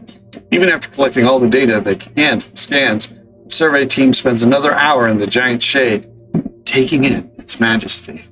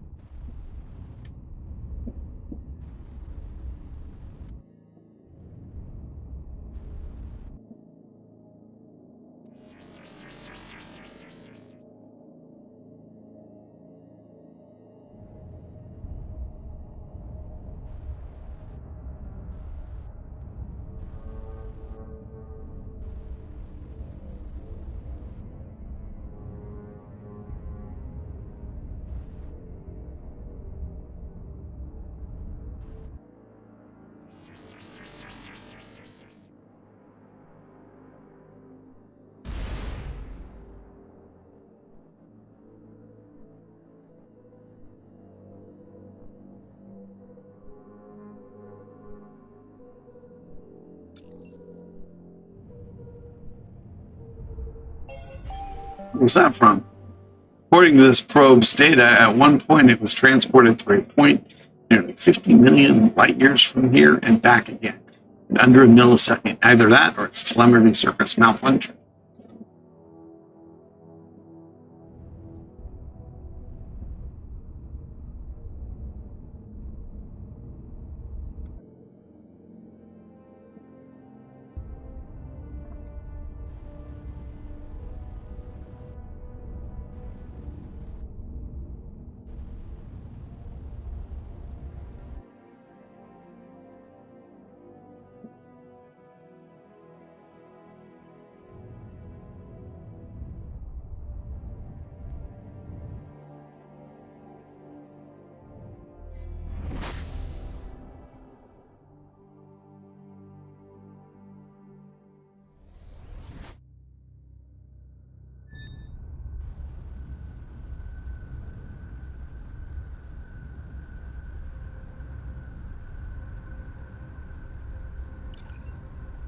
$708. I think we got enough.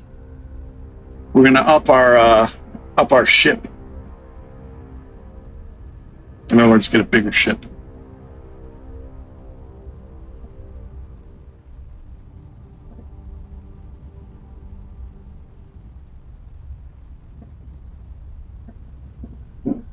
So stop.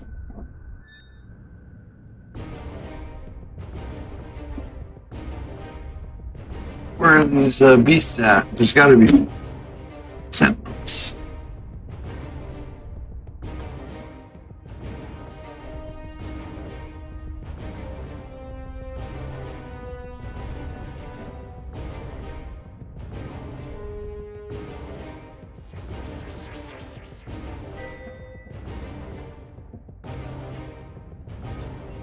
It's not clear what terrible celestial event pushed this planet's orbit so far out, but it happened quickly enough that the civilization had little time to prepare, and slowly enough that they must have known the end was coming. It seems that their final efforts toward creating a digital archive of their history and culture are buried deep in their underground vault. Their technology level was not terribly advanced by Starcom standards, but the sheer volume yielded some interesting insights and cultural discoveries. The vault itself contains modest amounts of titanium, although dismantling it would leave little record for future visitors. Vaults. We've already got the information.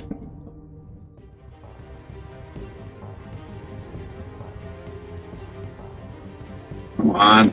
Wrong. Fingers on the wrong buttons.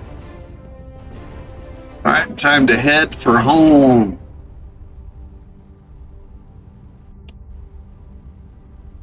Got a bigger ship.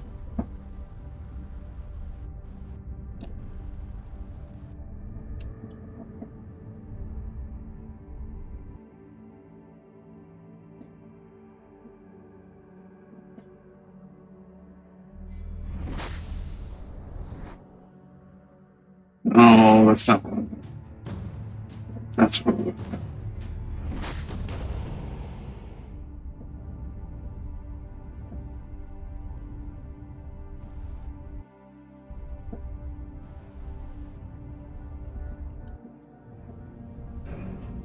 Oops. That is.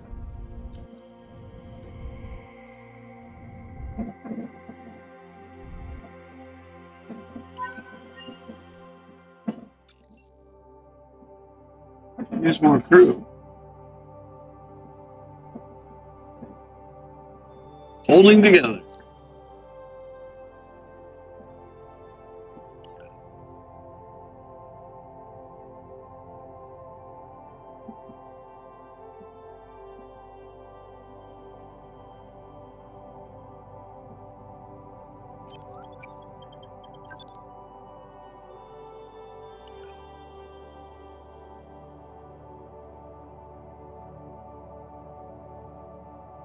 man.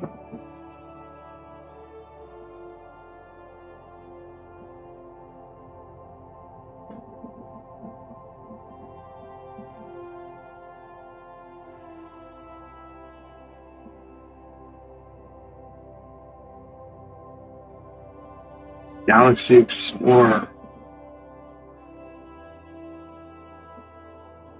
Oh, we don't have any resources for it.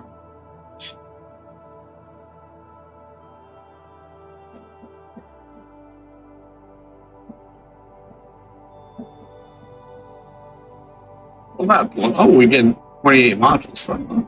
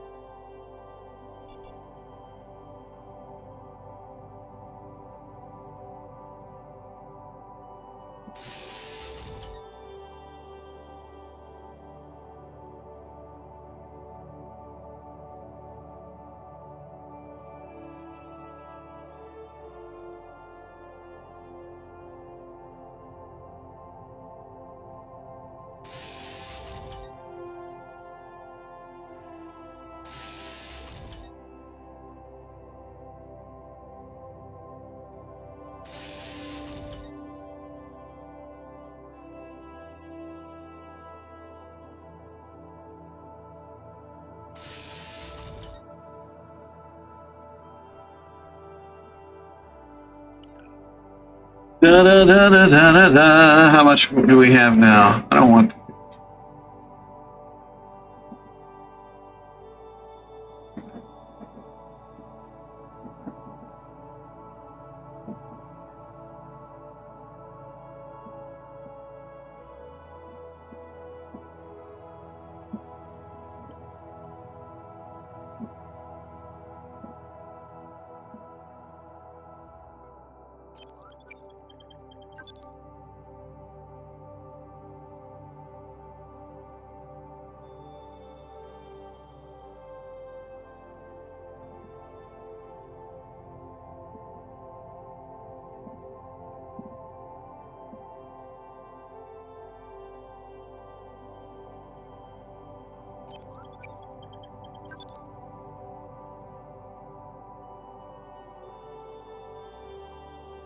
Right, I got 100 more points. Can we use that for anything?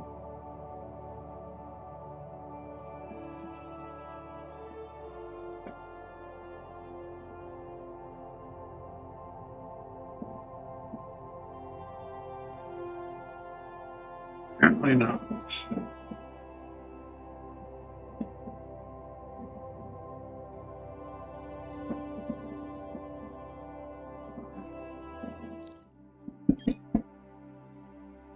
Yay, shielded. I feel safer already.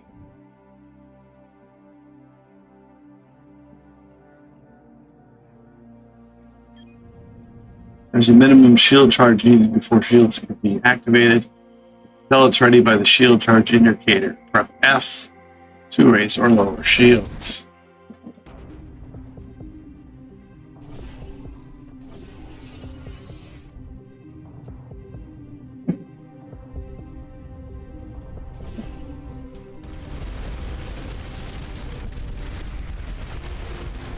Ah!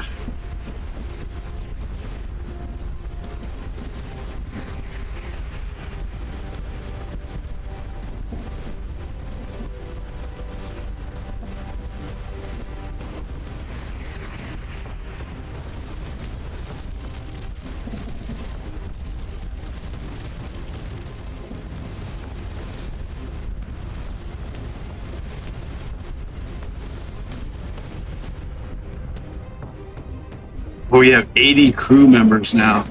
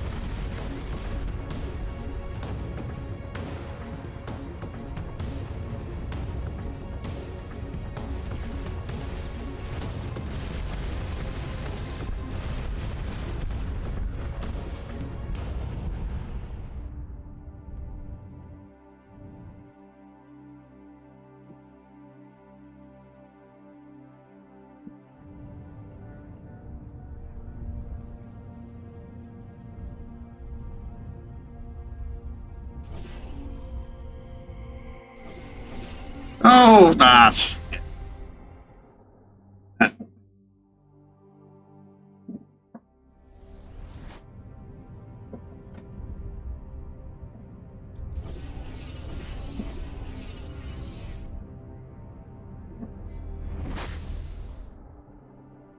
I wanted to see if I could get some more crew.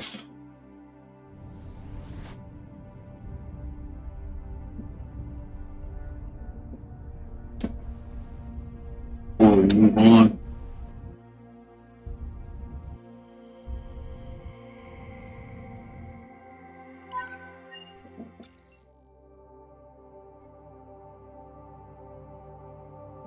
Oh, it's not. All right.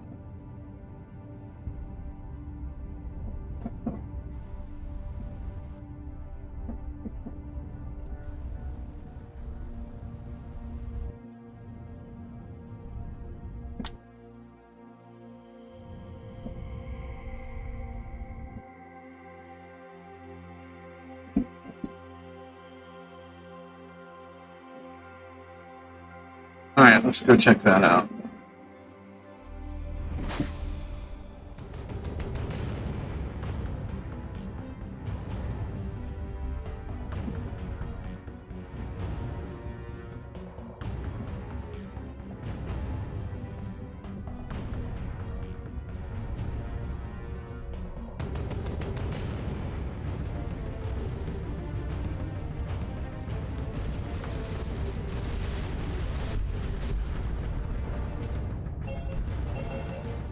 What?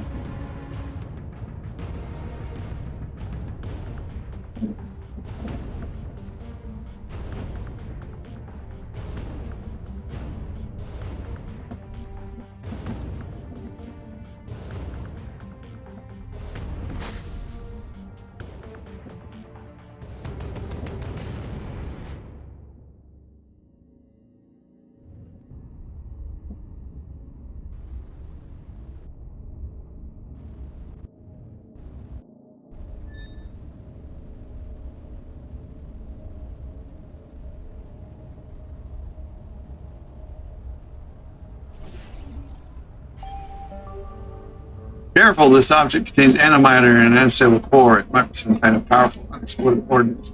Bumping into it would probably be bad. She was talking about that.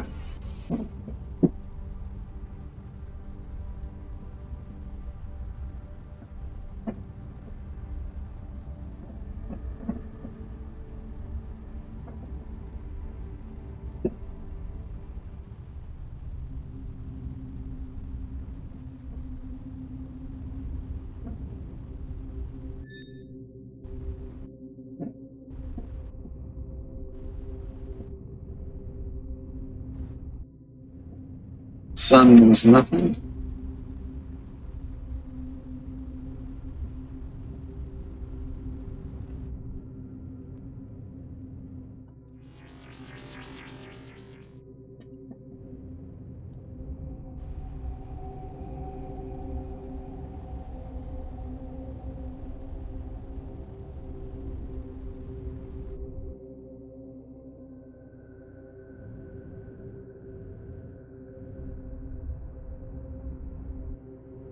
We got here. Does it not let me see? Chicks.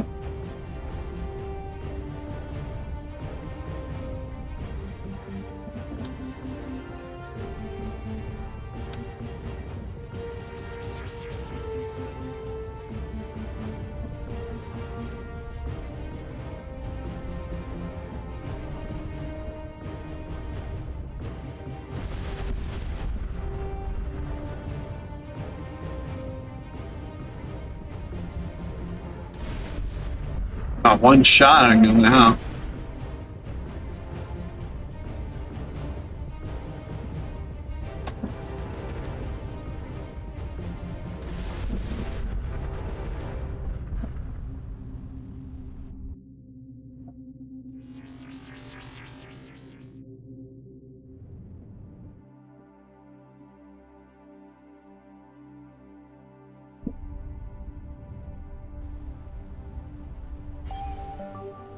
It's like a disabled autonomous freighter. It's non-module open hull design with a interesting barricade. It's like when it Megalox lost power, the cargo went everywhere.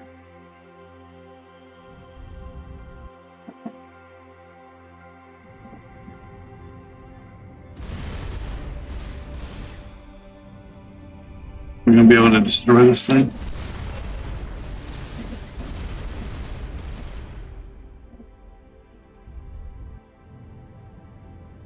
I think we collected something.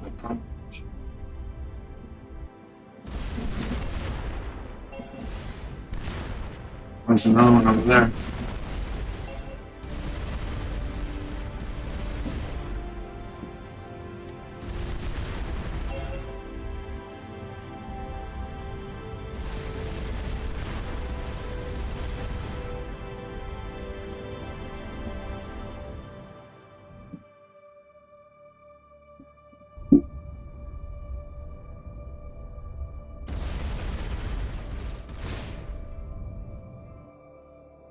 What's this? Massive structure.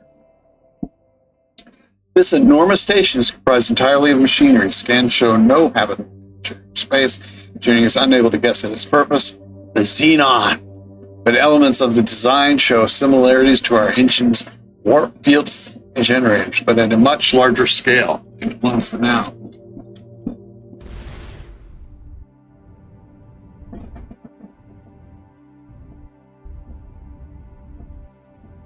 I guess we're going to have to come back to this at some future point.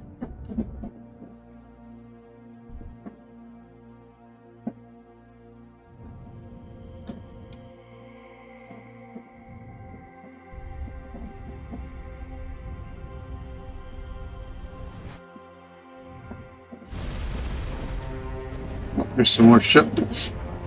Chidlicks.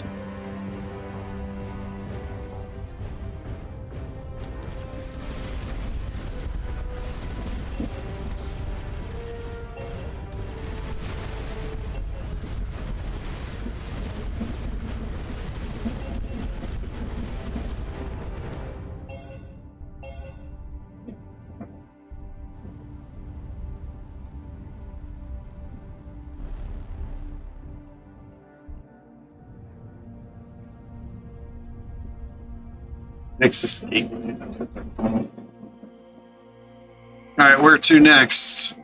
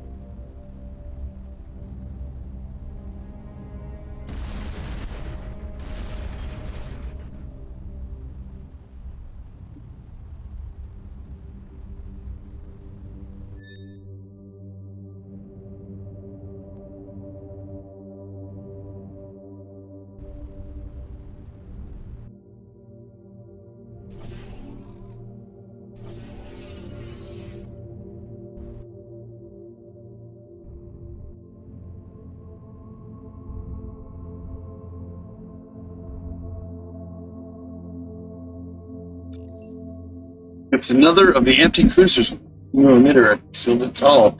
Team archaeologists suggest referring to these ships as Marie Celestials.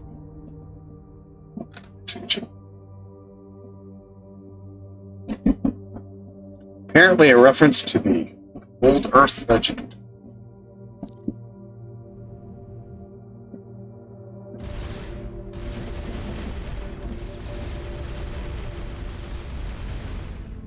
Oh, we can destroy it.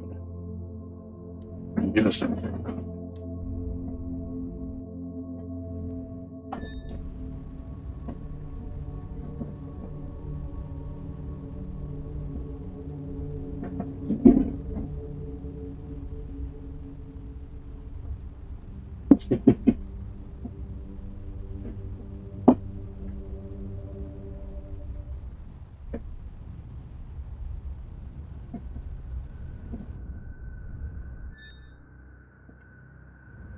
go north first.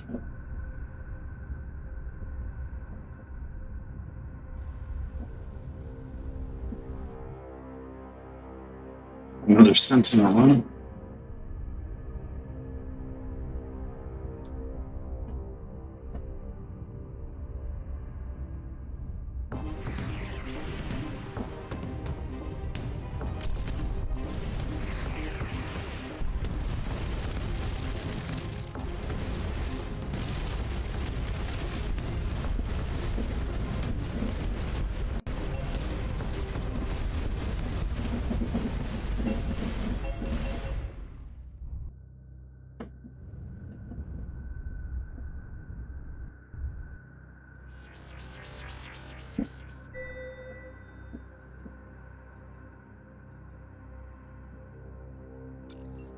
It's another swarm probe that seems to have met an unfortunate fate, encountering the surfaces of this planet at high speeds.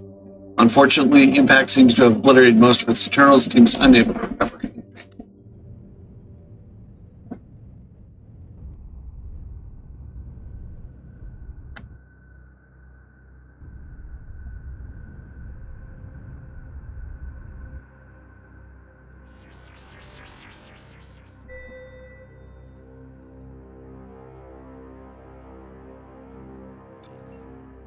Hidden deep in a rocky valley, the survey team found an abandoned prospector post.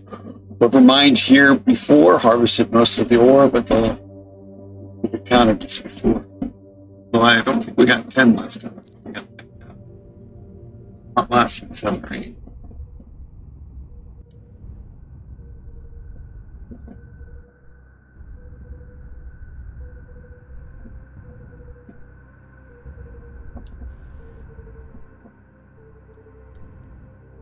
Let's see what that is. Oh, he disappeared.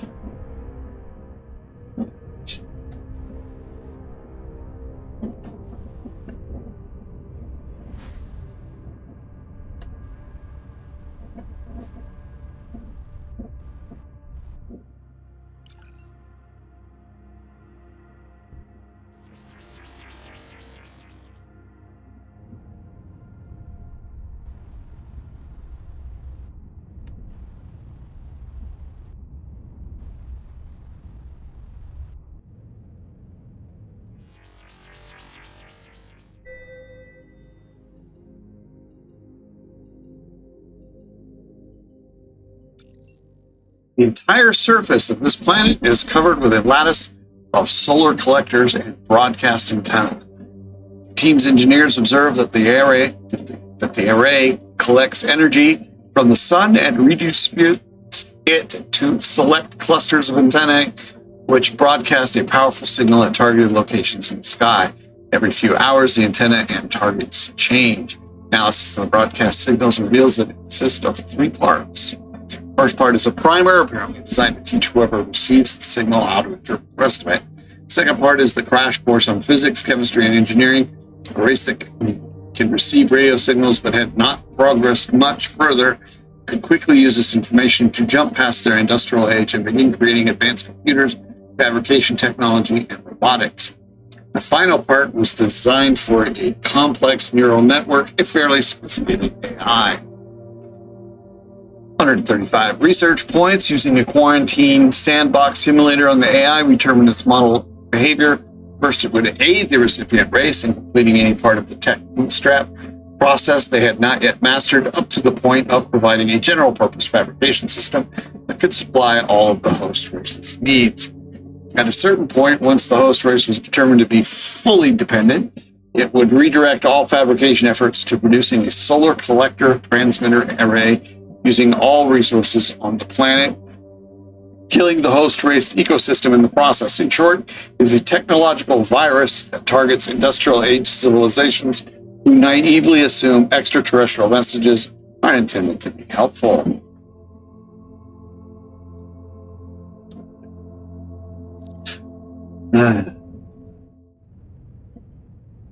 Is that it? So let's head on down. Yeah.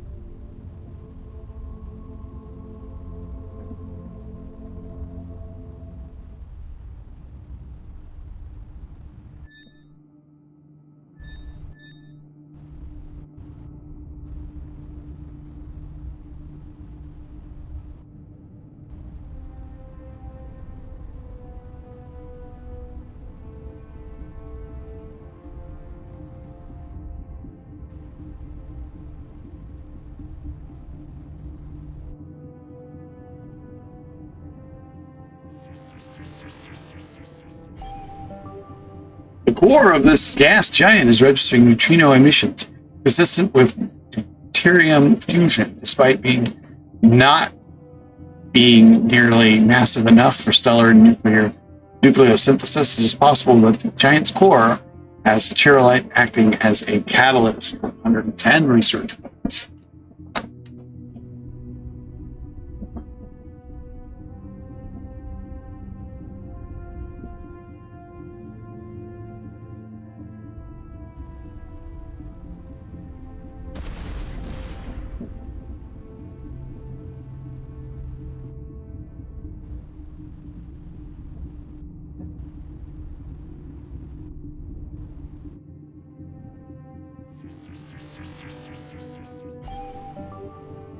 Life seems to be finding a way to flourish near the subduction zone on this otherwise chilly planet.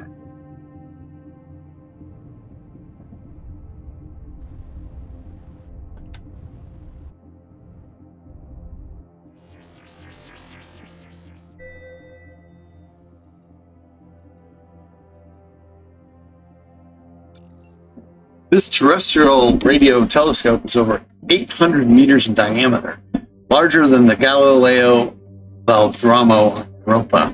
Unfortunately, whoever built it has since ceased to maintain it. Someone has absconded with a large number of titanium aluminum reflector panels, rendering it effectively blind. Despite the removal, it still has hundreds of panels left.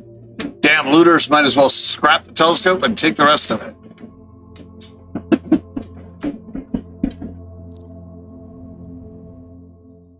Alright, what else? Anything else here? I think we're done here. I think we're going to go on some... we're going to check out the sun, and then we're going to explore from here to the...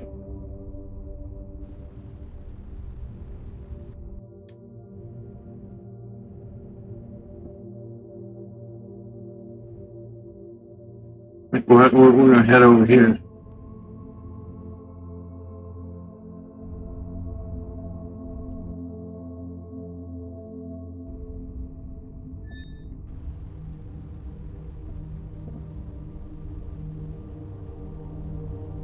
We've been looting.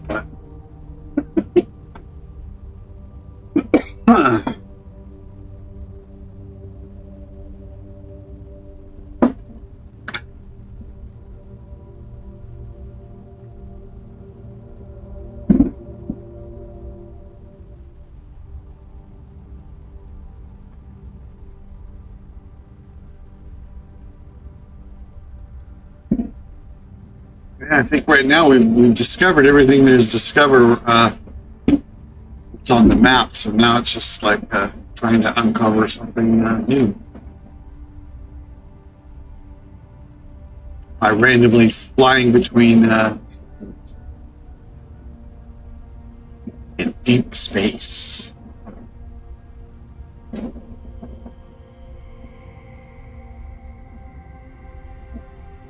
Oh, you know what? I think these are like bookmarks that I placed somehow. So I don't think they're a part of anything.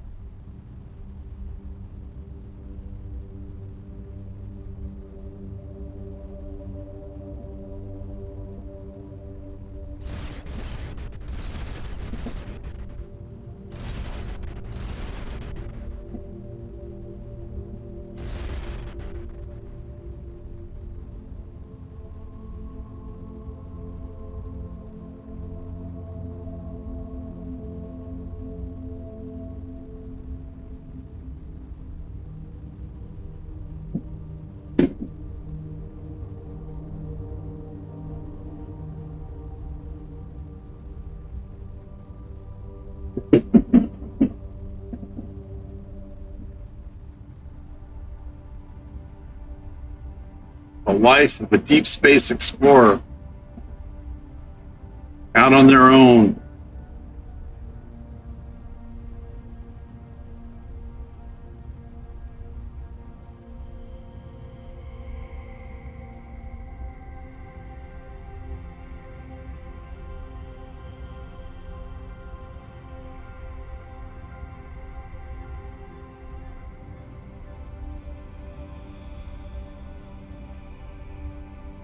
Da, da, da, da, da.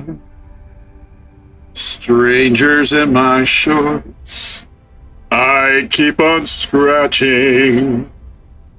Strangers in my shorts, they keep on hatching. Every little itch reminds me of you and our midnight rendezvous.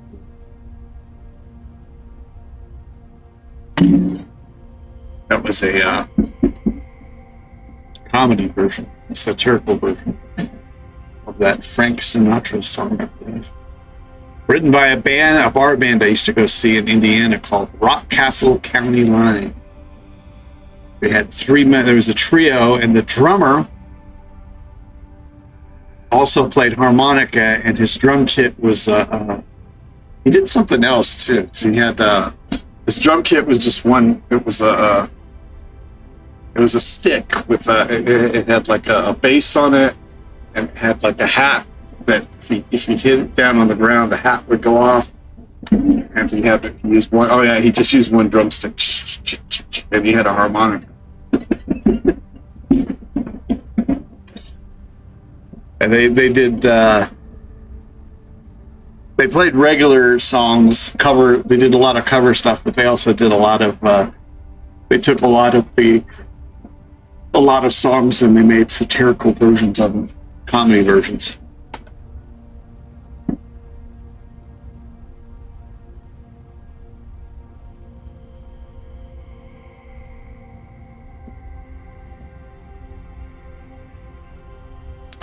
Wow, looks like we're not finding anything out here in the middle of nowhere, huh?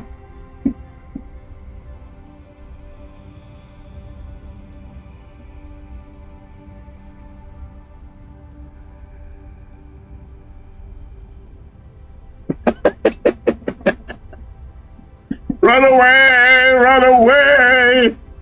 He's singing again! He's singing again, he's singing again. It's time to run away. Oh, when I didn't show it on my the video I did, but when I posted the post about Pflugerville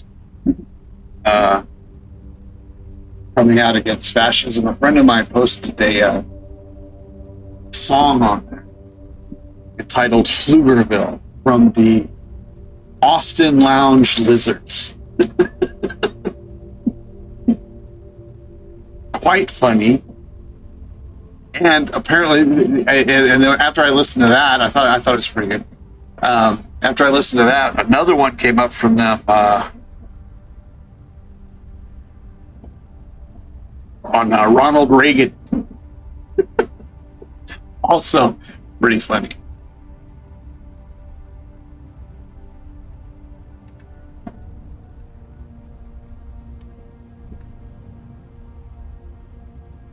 So if you ever get a chance, check out some of the Austin Lounge Lizards repertoire. They're like what we call a barbershop quartet crooners. I don't know if they're actually a quartet, but that's the kind of music they're doing. And they're like crooners, I guess is the term for the genre they're in. But they do the lyrics are pretty out there. Either they're pretty out there or they're pretty they're like satirical. The Ronald Reagan one was good. The Pflugerville one was more of a strange song.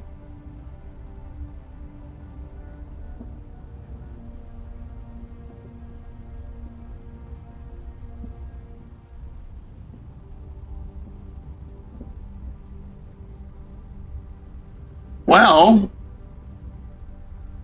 I don't know where we're going to go from here. Where do we go from here? Well, I guess we're going to try up here, and we'll fly from here to here. There's got to be something in between here, I would think. I would have thought there would be something between these guys. However, I have been mistaken.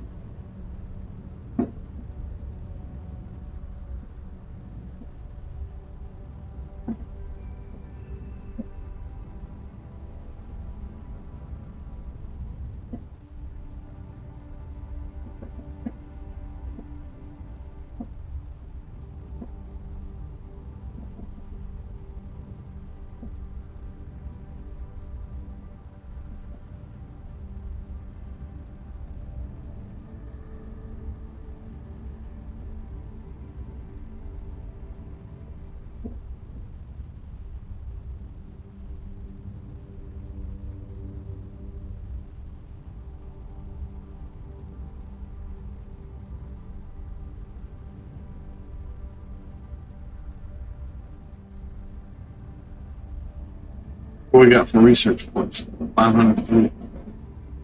We need to collect some more before we go back to the base.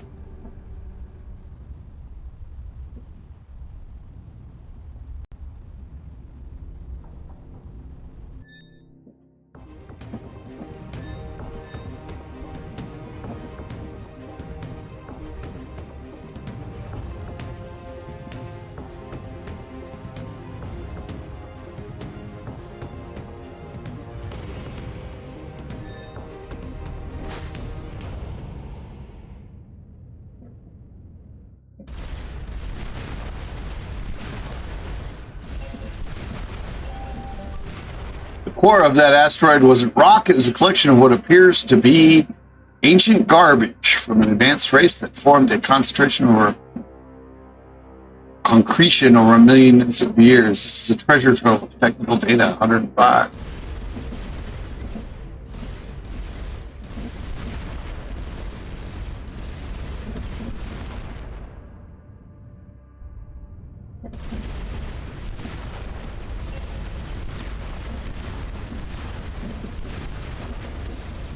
Maybe we can collect some cobalt out here, huh?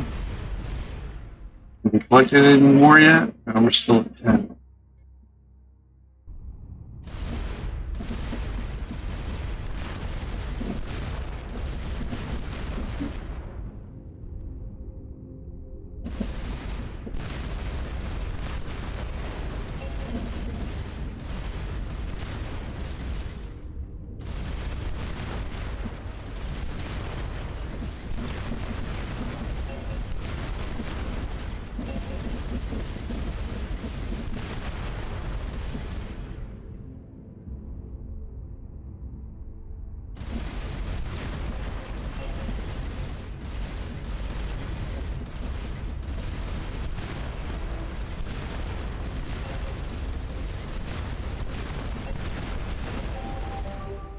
That contained an unusually hard form of glass, unclear if it was naturally occurring or artificial.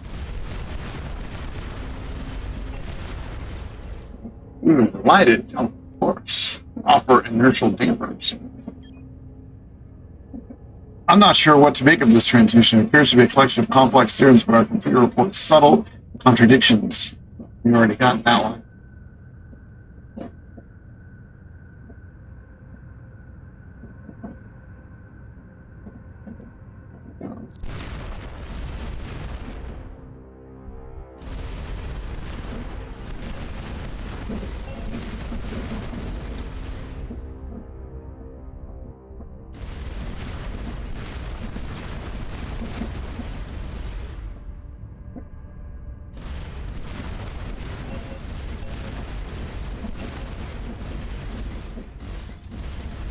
Still don't appear like we're getting any cobalt.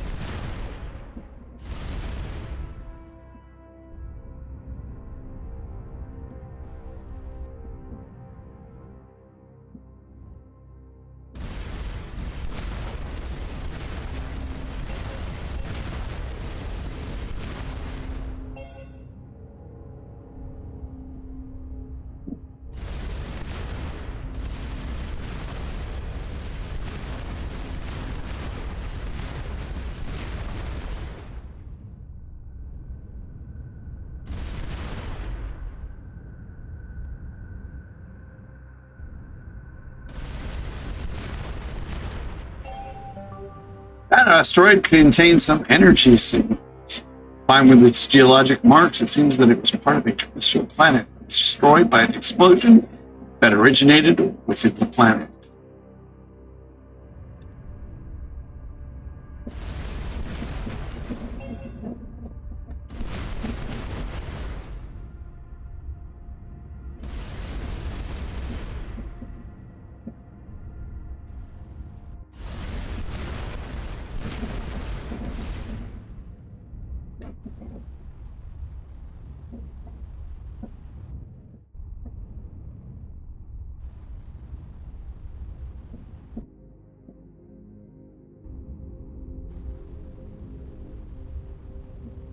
I guess that's it for that. No more cobalt. We picked up quite a 200 research points and quite a bit of other stuff.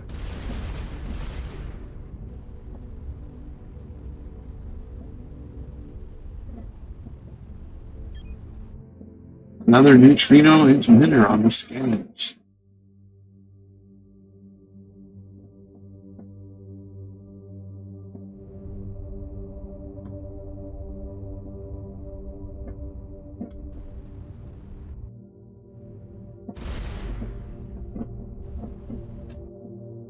So we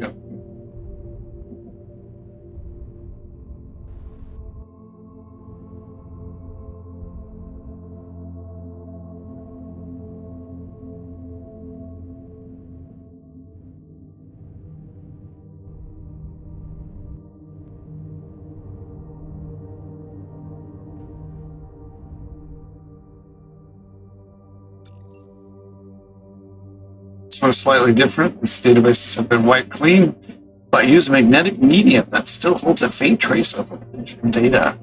The Universal Translator is able to process one entry, suspicious intermittent signals. I expect these new converts may serve the Inquisitors. I will avoid returning to the Hermitage until I am sure.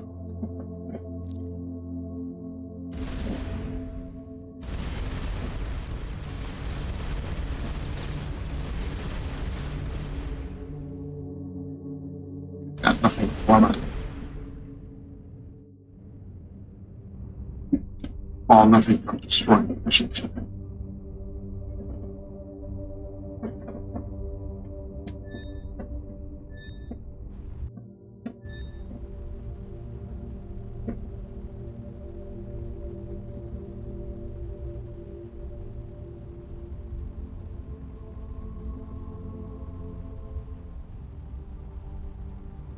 I guess that's we can go there.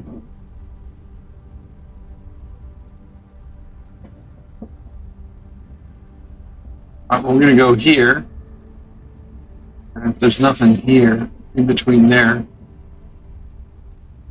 we'll head back to here, come down here and check this.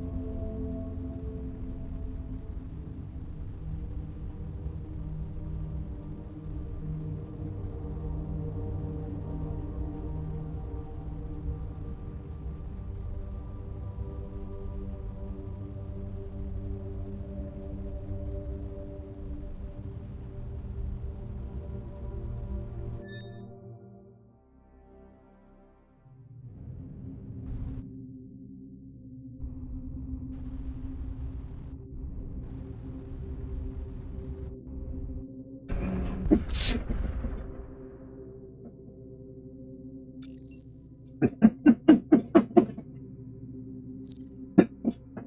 How do we... Oh, man, that just blows. Alright, well, we know there's... Oh, bullshit! Oh, fuck me. That's a long way back.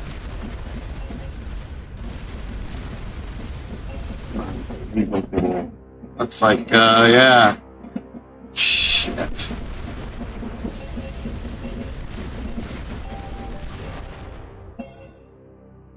Bullet projectiles. And that just blows, doesn't it?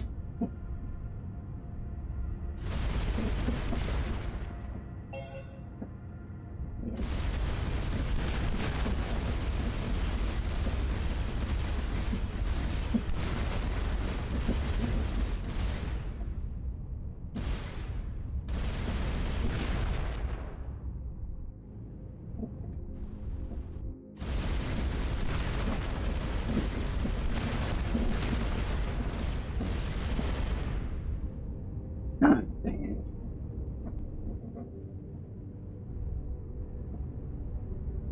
Gotta remember to save when we start, when we go through those, take those long trips before we get back to civilization.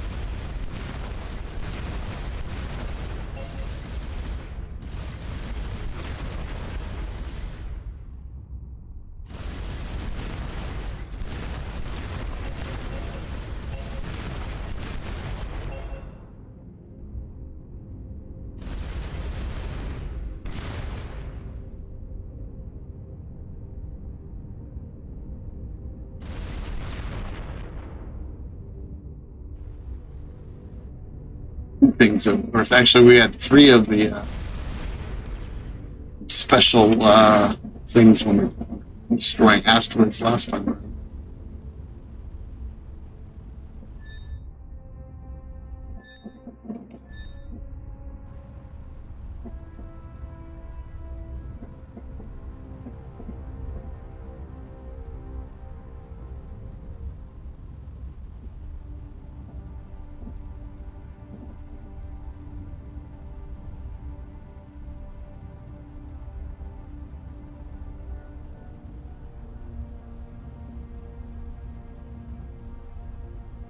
So, are those ships random?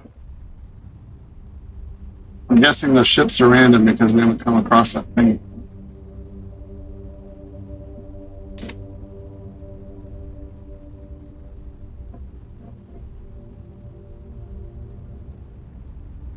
We do know there's nothing else over there, so other than that ship. So we're gonna head over here. Check that out.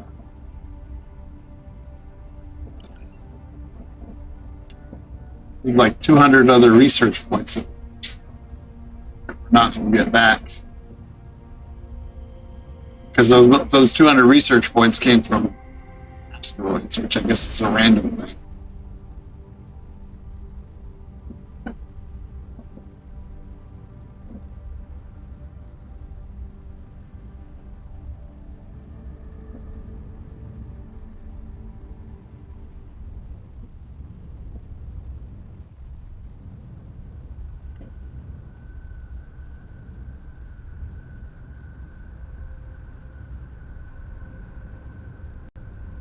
Oh, and it also came from those Valyrians.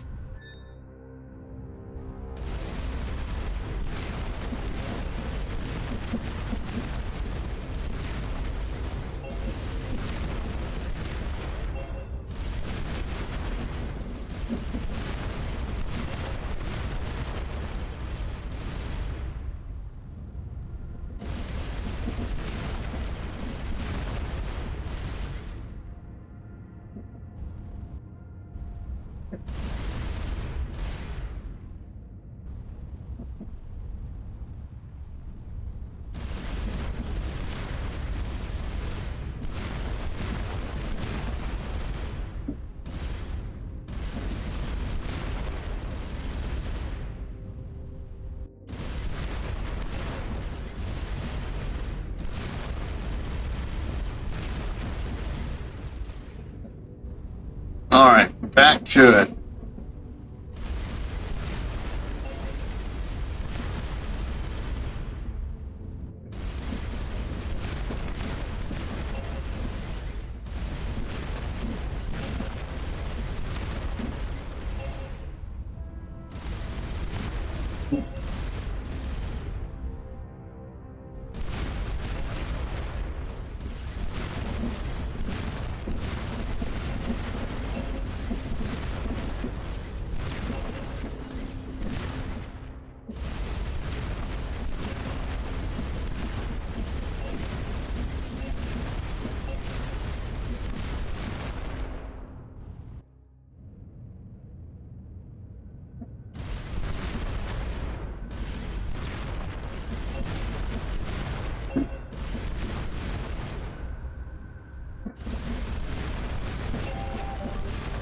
There we go.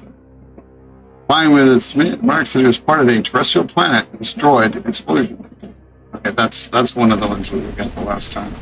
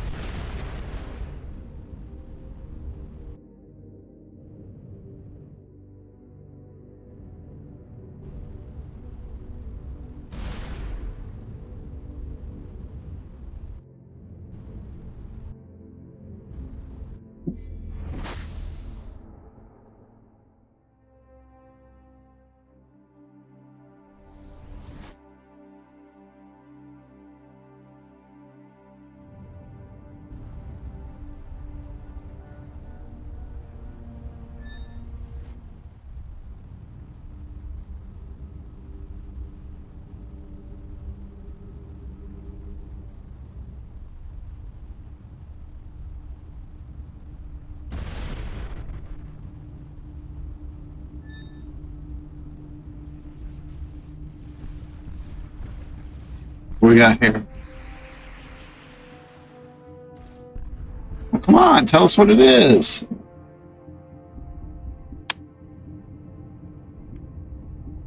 It's not saying. Chitlins.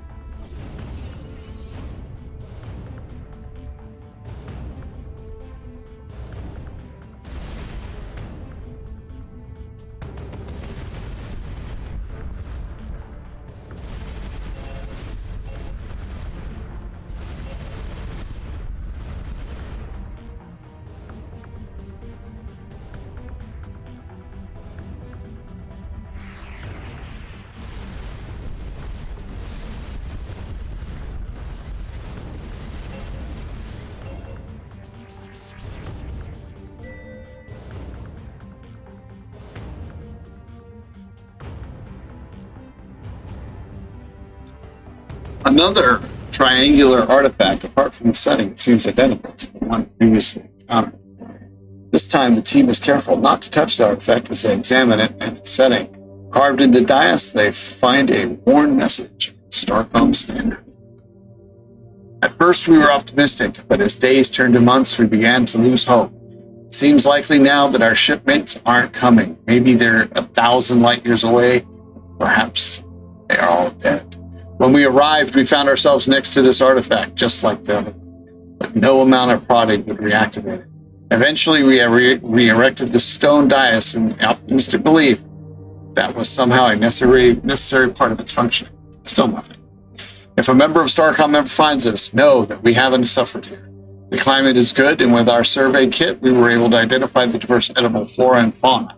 Our only regret is not learning the fate of our fellow crew toward the permanent revolution. A thorough search of the area reveals the remains of a small settlement by the lake. Skeletal remains of a half-dozen adult humans are detected in the nearby cemetery.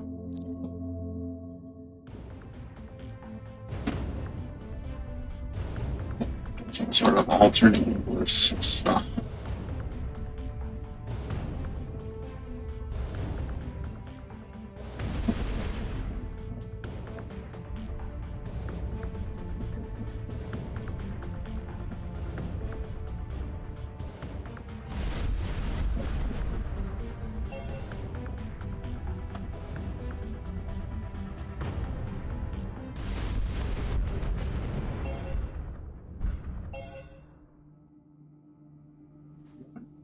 Doesn't seem to be anything else over here.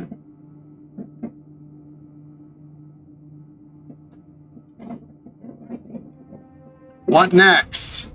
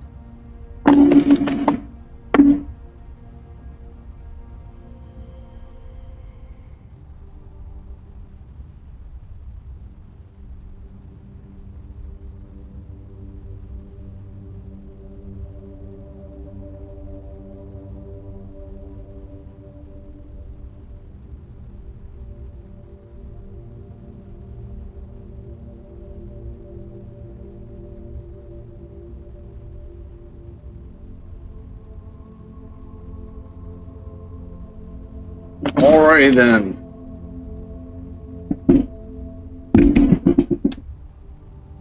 Well, find anything new.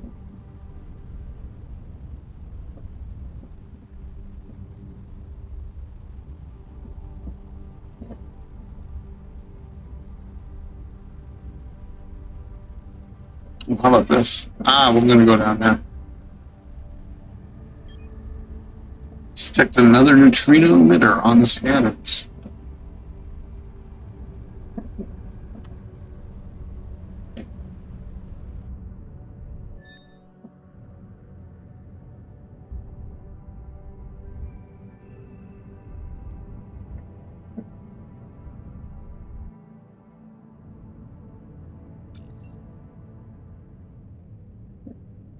There's only slightly different, I don't know, suspicious intermittent signals. I suspect these new converts may serve visitors.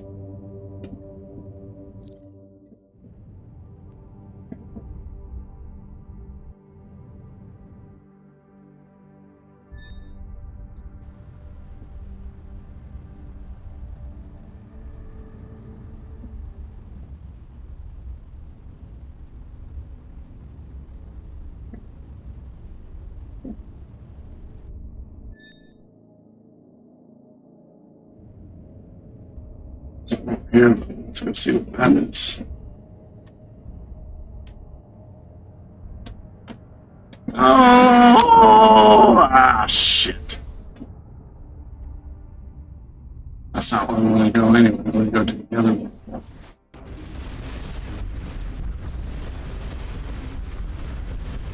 Alright, well, I guess we can do this.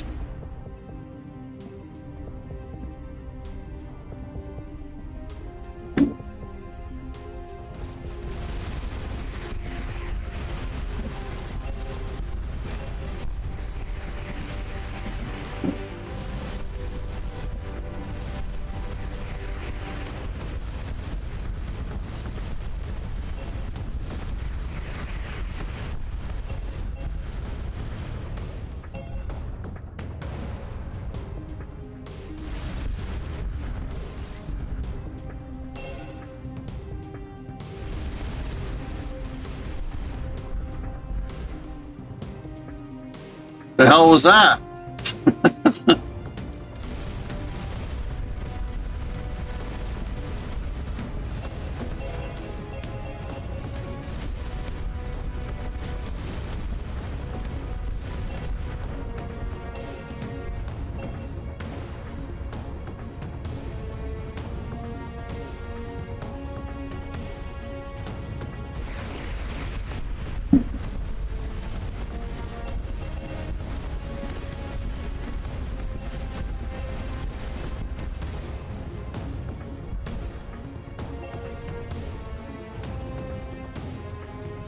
What is that?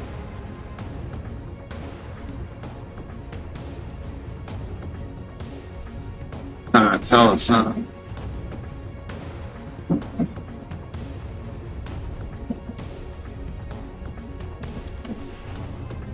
Let's save.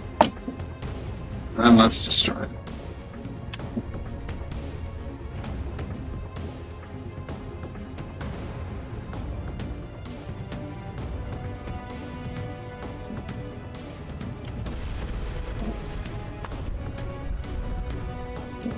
Nope, that's not gonna help. Alright. Leave that alone then.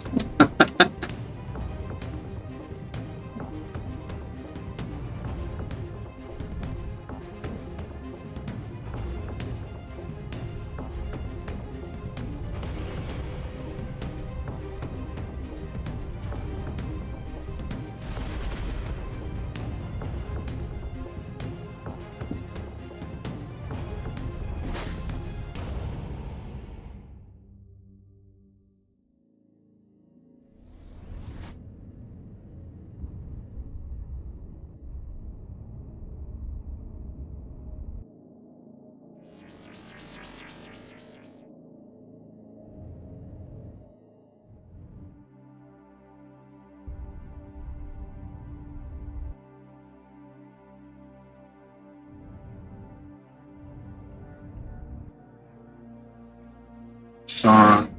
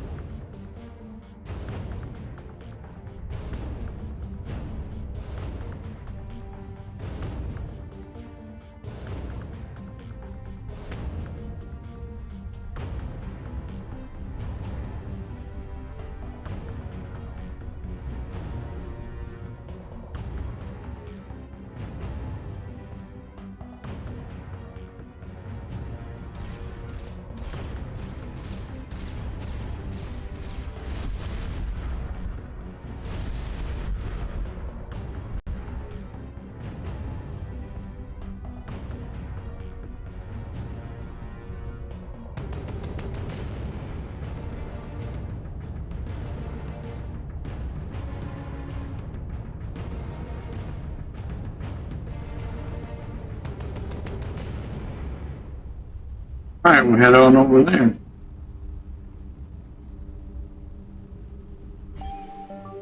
No, 16. I thought it said no research points. Analysis shows that the blue-pink color of this nebula is due to a previously unknown type of muon decay. What do we got now for research? 600. We got 700 before we got killed by running into that ship.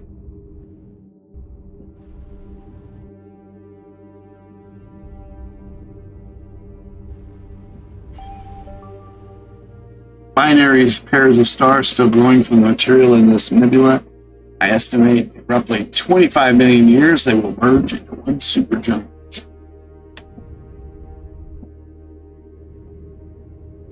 There's nothing here though. This is 2 stars.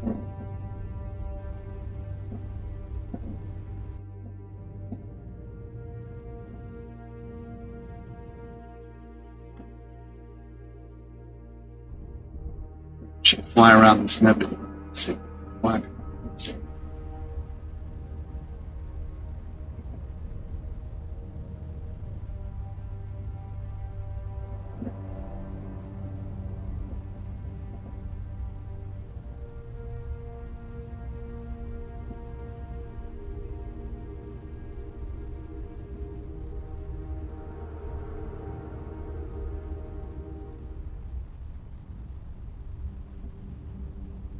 Nothing.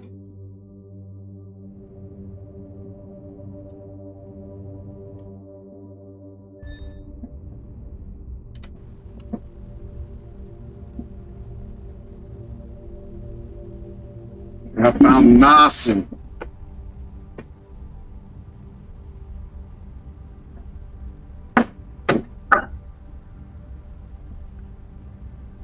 Oh, look, we've lost some viewers. I guess it's my singing drove them away.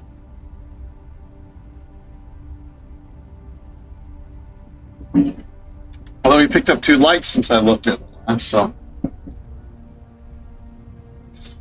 Alright, what are we going? I don't know what we're going to do with it. Maybe we basically uncovered. Oh, here's an unscanned planet. Oh, I think that's the one where they had the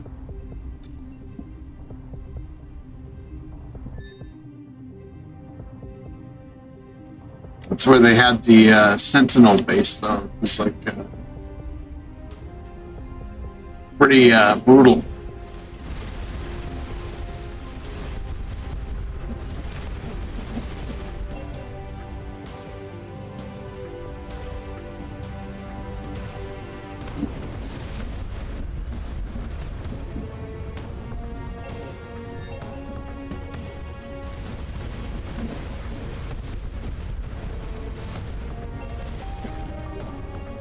Bro!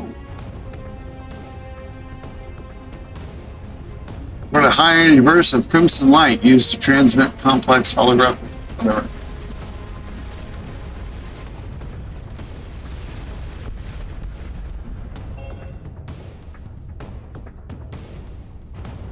There's a whole bunch down there.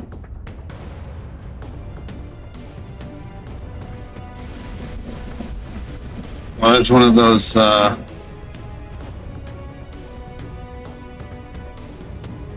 planet killer.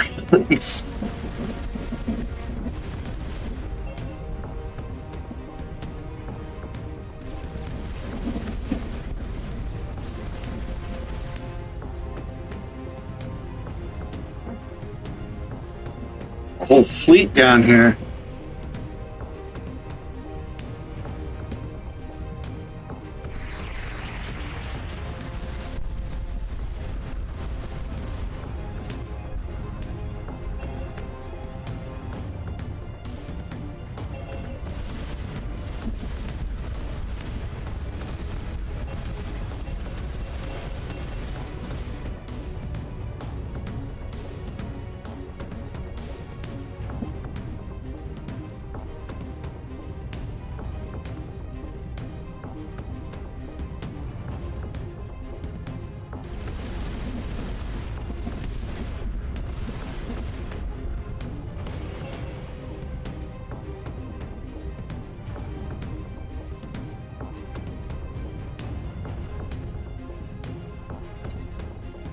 No, don't mess with that.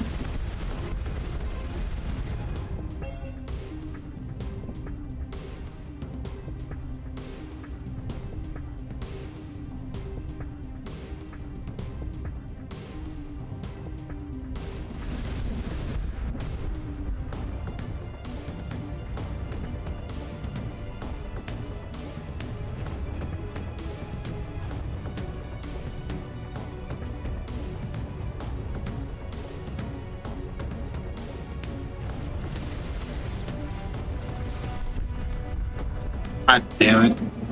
Oh, I'm still alive. No, I guess not. Oh, well, I guess we gotta stay away from that shit. Where are we at now? Ah, police! I thought I say, bullshit!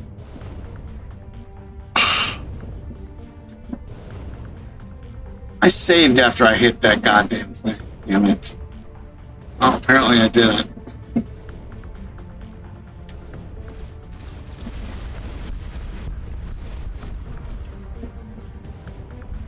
And that just blows.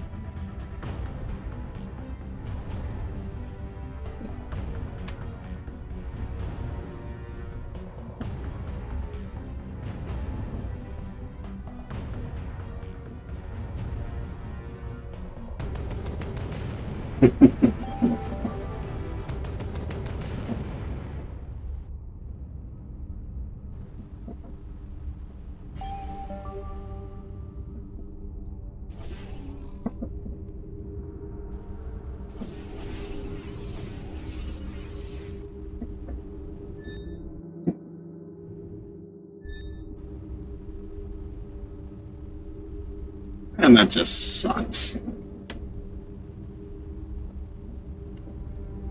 There's nothing over there.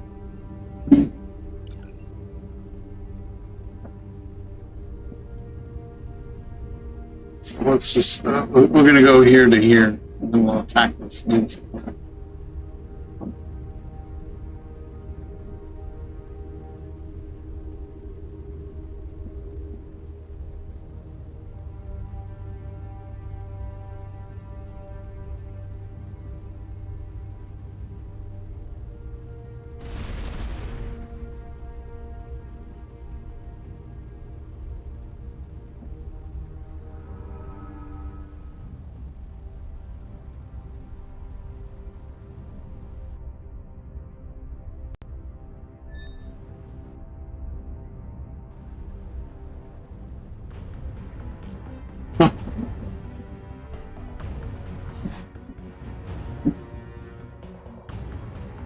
Ay, ay, ay.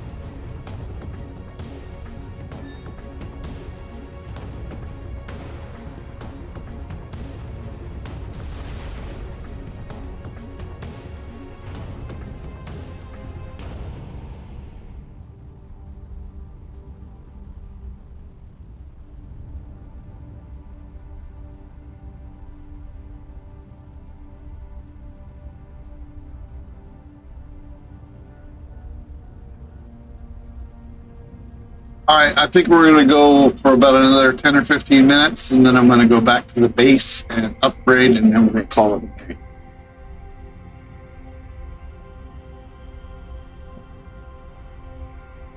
We've been going for 3.5 hours, so I said at least 3.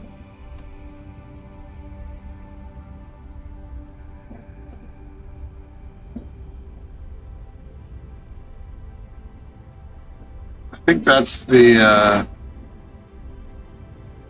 I think that was the one with the super sentinel base with the shields.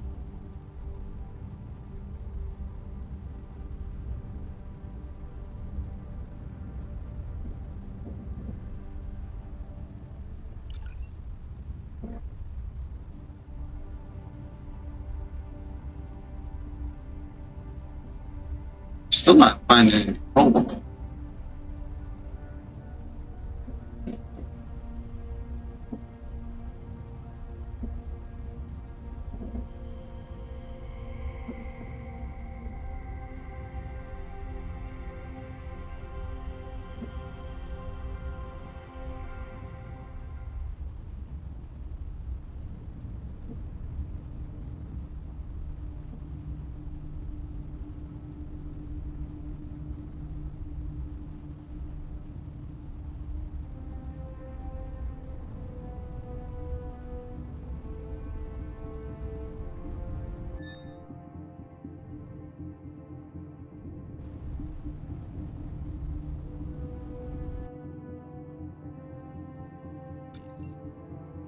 Hail again, friends. Your parents want to son of Ascalon. I'm in your service.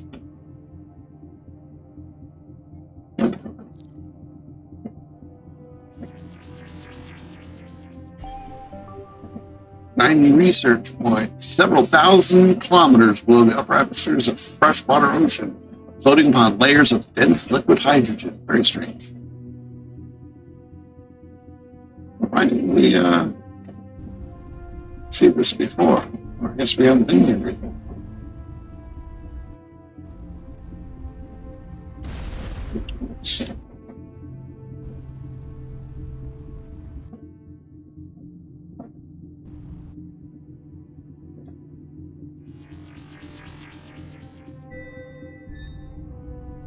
Oh, come on, damn it. No, stop.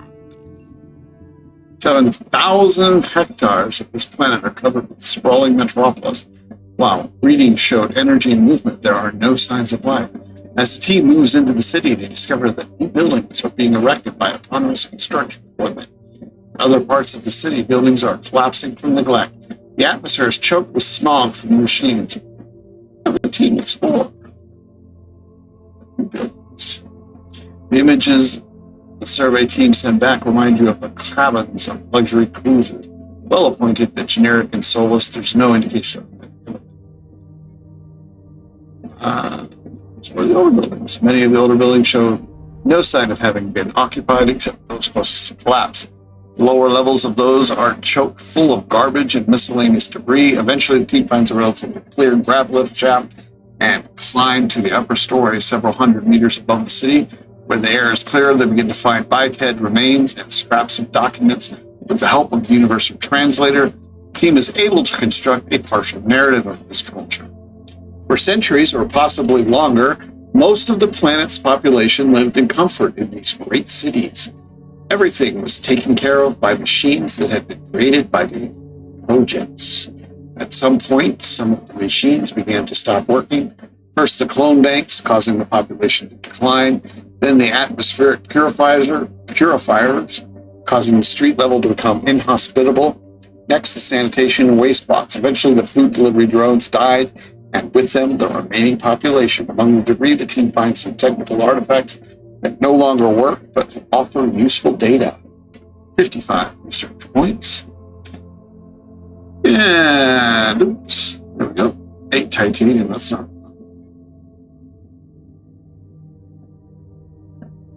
Oh, before they begin to attack.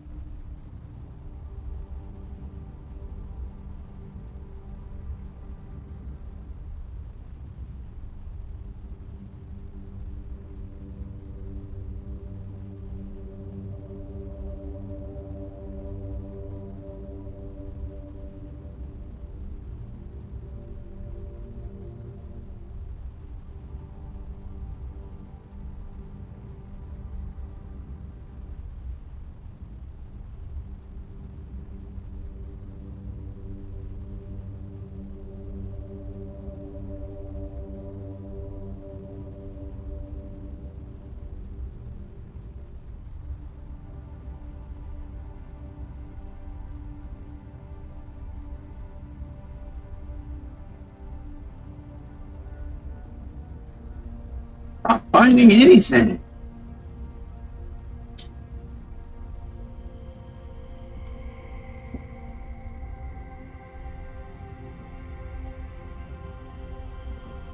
I'm wondering if maybe we should start checking back over here again.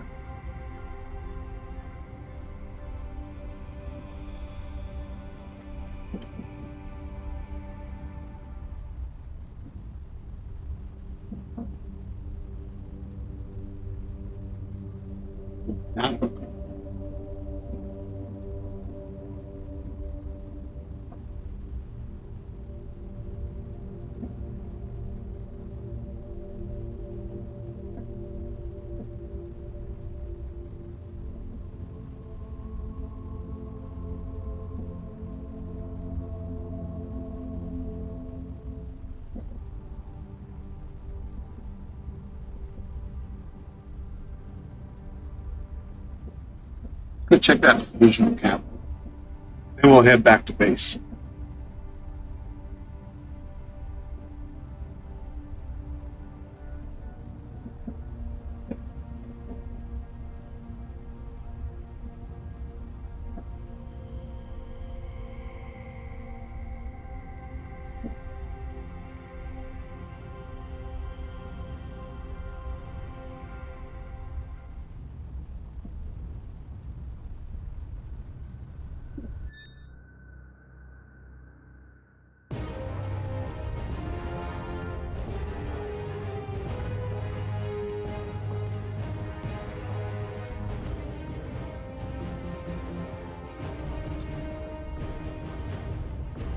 For nanofiber reinforcement. Not sure. We just keep getting the same crap here.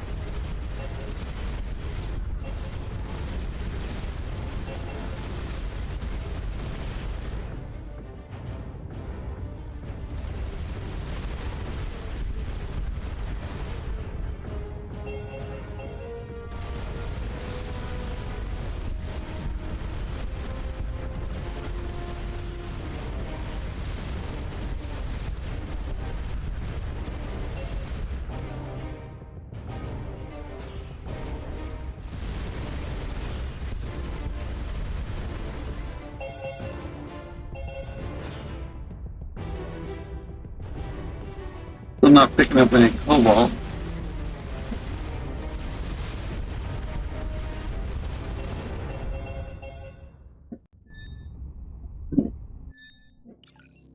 Nope.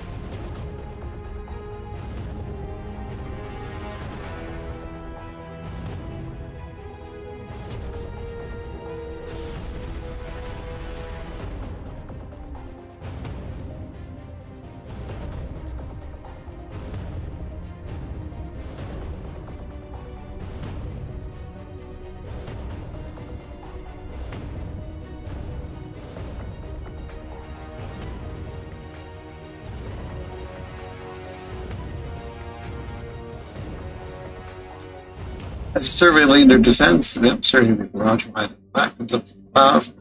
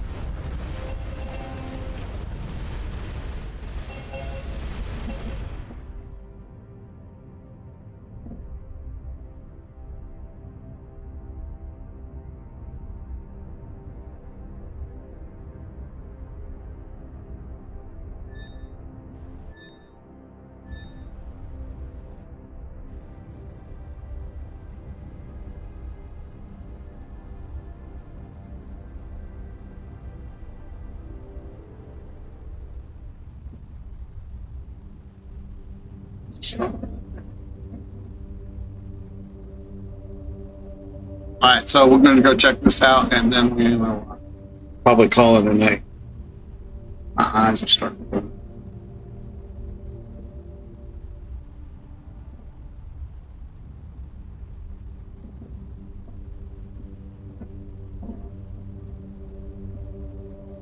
Am I going at super speeds? Yes, I am.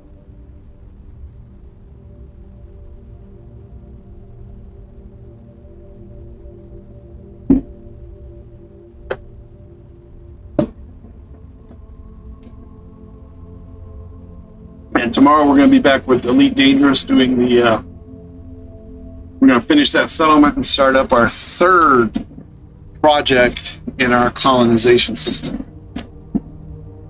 And Wednesday we'll do X4 and Arrow.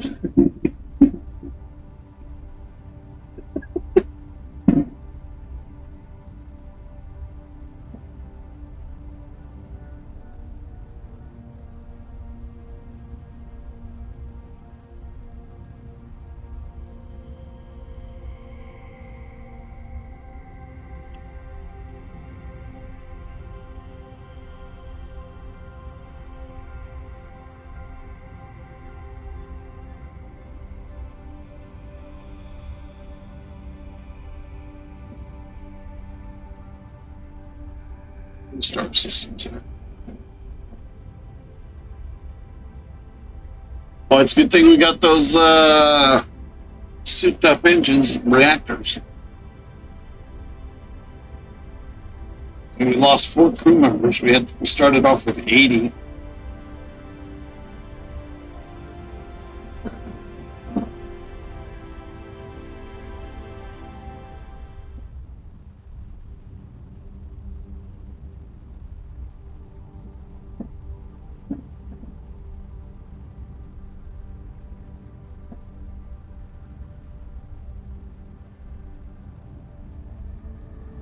Well, hopefully there's going to be a warp gate or Nexus gateway over there.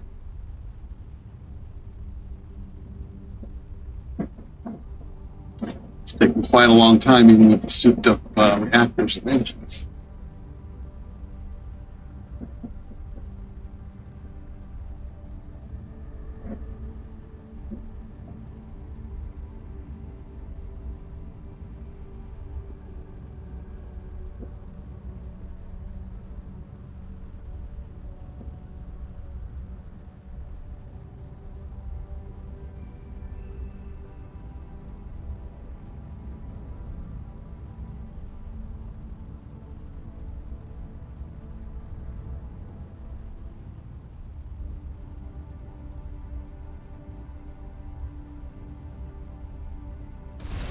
Ooh, what was that?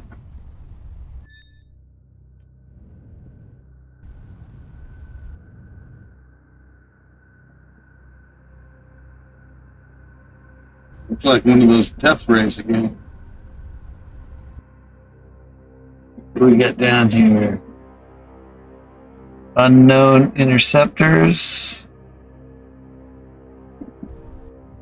They could turn hostile real quick. Intruder, identify yourself or be destroyed. I am Hong Long of Starcom. We have peaceful intentions. Another bird, like they're obviously going to be. Over 100 hatchlings ago, our ships flew through the whirlpool. 3 hatchings later, a single Kester returned. They brought reports of a terrible evil called the Phage that threatened entire worlds and could pluck memories from those it consumed to better help it devour. The path back to the nest was guarded with secrecy.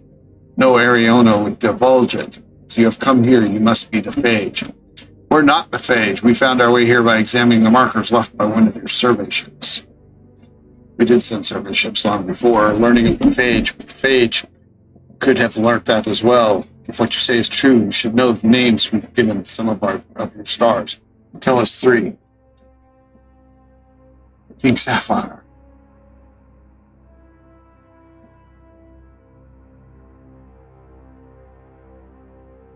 Silver Princess.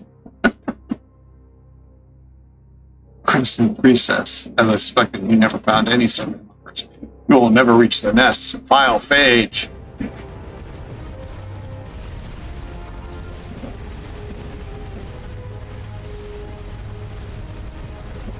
Well, we were able to manhandle the Phage, so we should be able to take care of these guys too.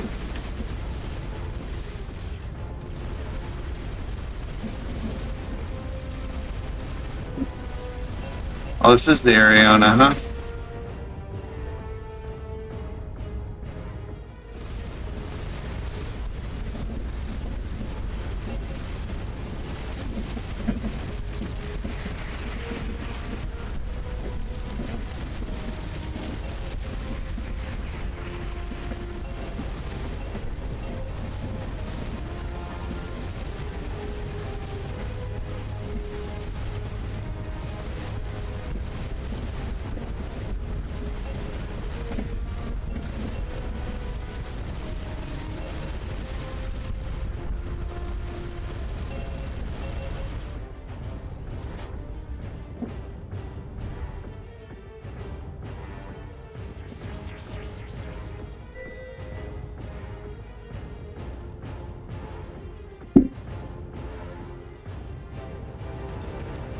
As the survey lander descends through the atmosphere, a heavy barrage of high-altitude flak comes up through the clouds.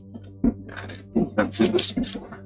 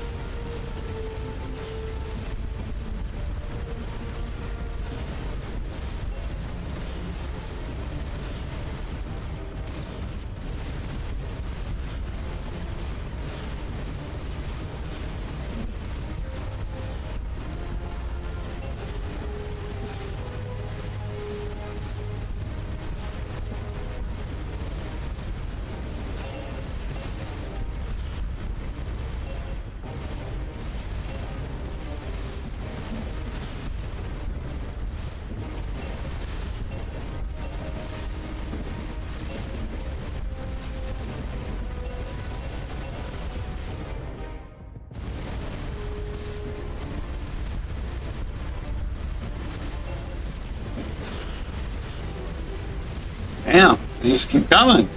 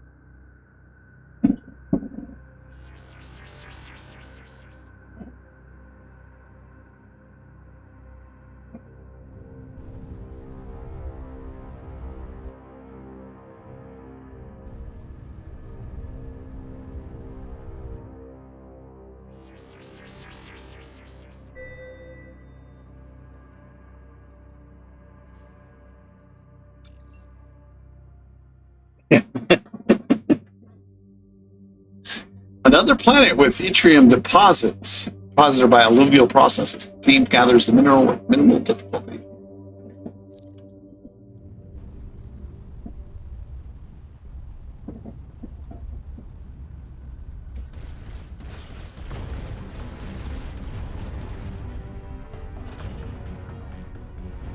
Hasta la vista, baby! Slowpokies.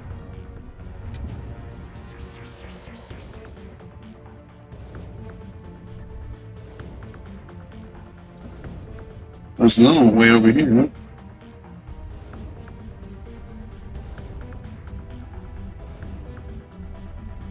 And we have oh, what's this?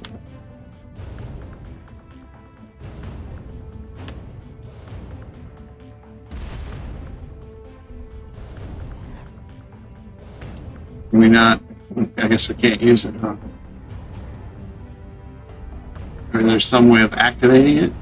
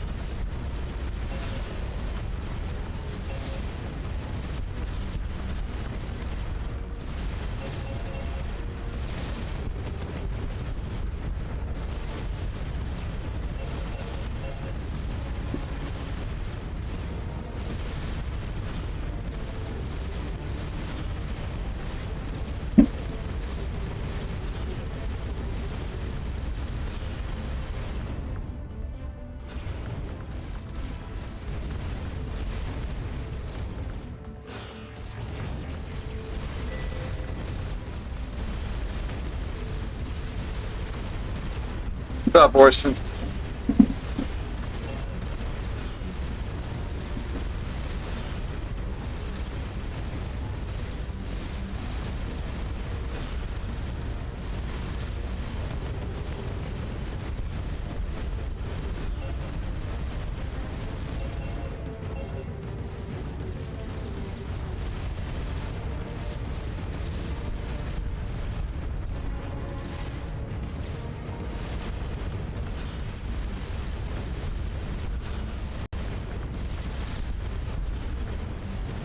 Yeah, what the hell was that?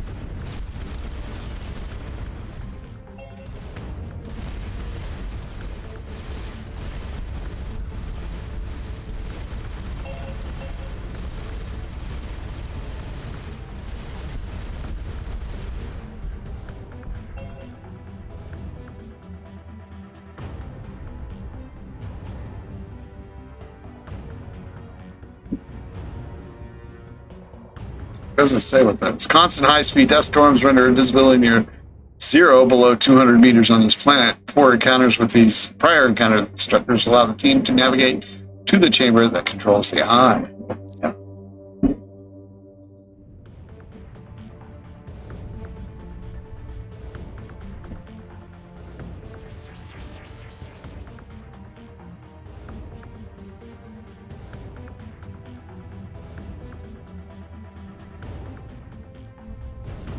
What the heck is that?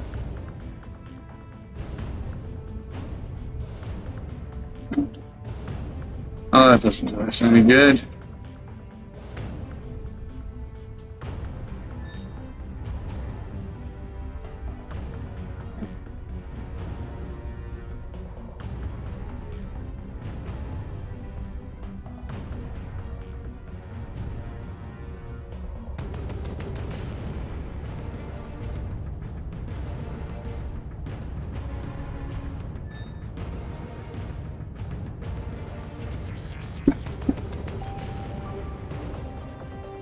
This gas giant's magnetic poles are oscillating at regular intervals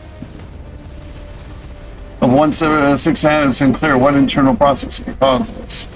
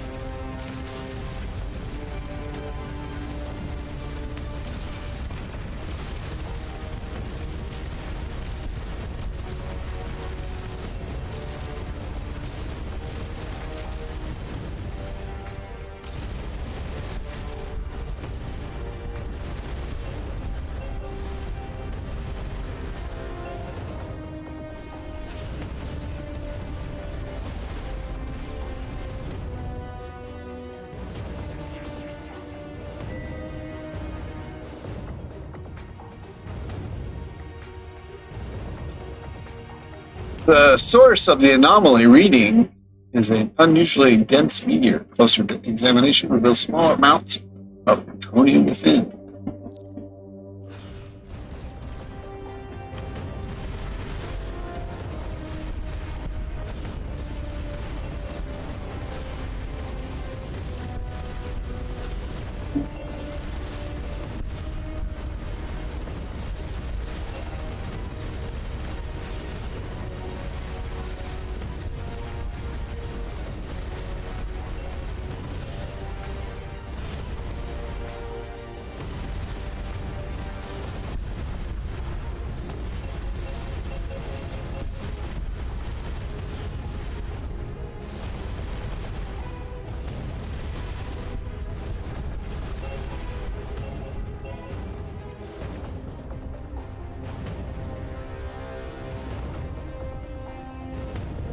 Hey, we finally got a wormhole again.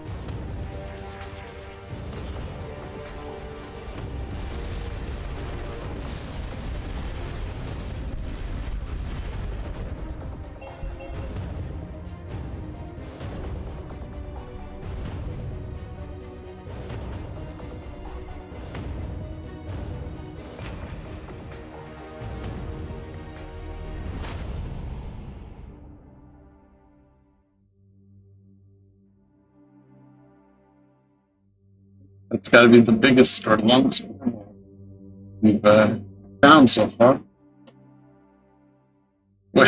by quite a degree. Look at that.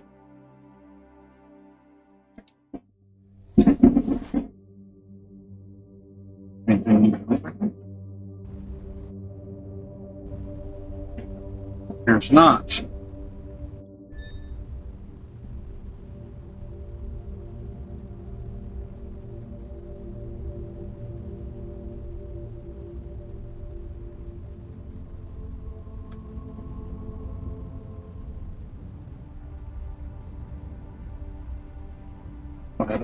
All right, I think we're going to call it right now. Well, as soon as we get back to home base, do our ups. Unless something else comes up on our way.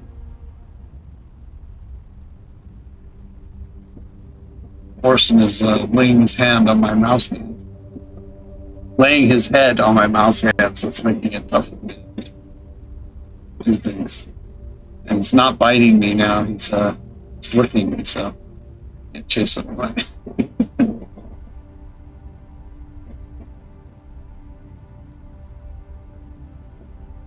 Oh, now he's starting to chew, not bite.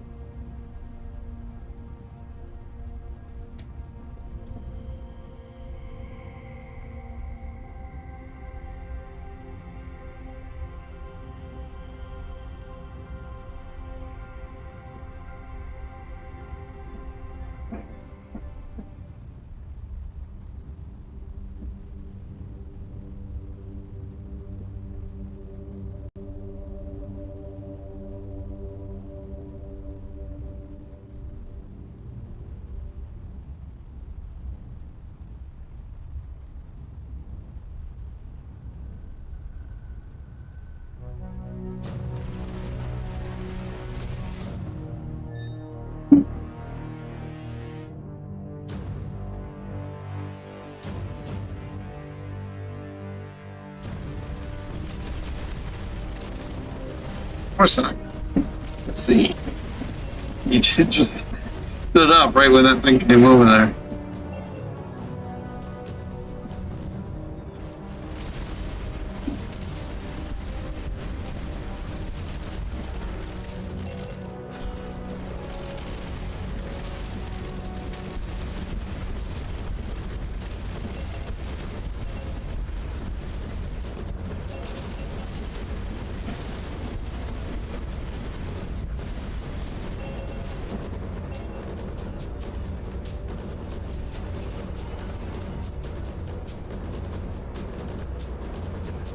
And that's right. This probe recorded a high-energy burst of crimson light used to transmit a complex holographic signal.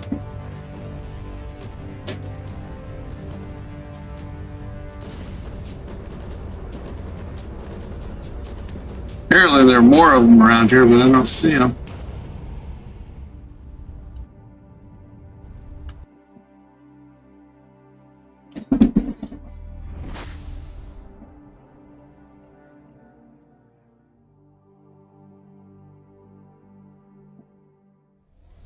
There's a whole bunch.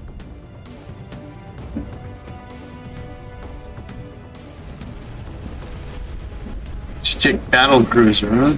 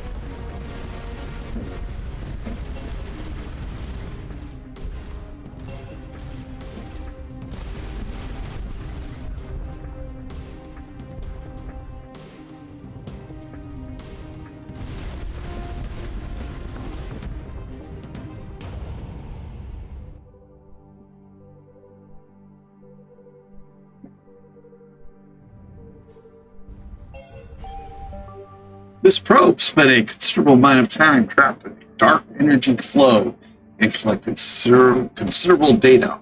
Got some research points now.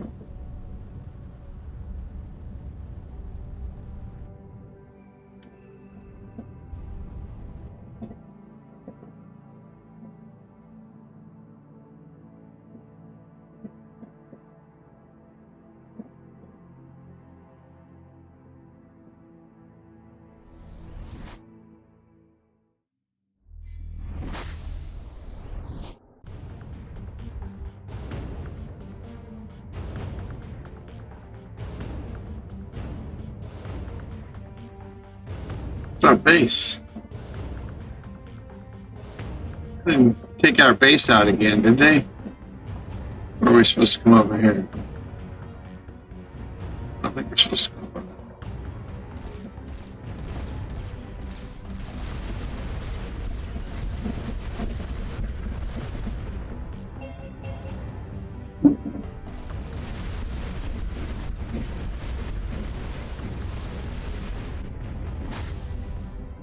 Well, I guess that decides that.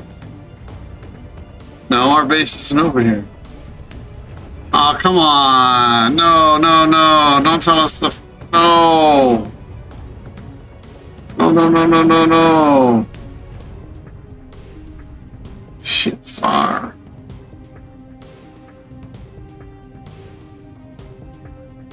No, this isn't it. This isn't where our base is supposed to be. Maybe over here.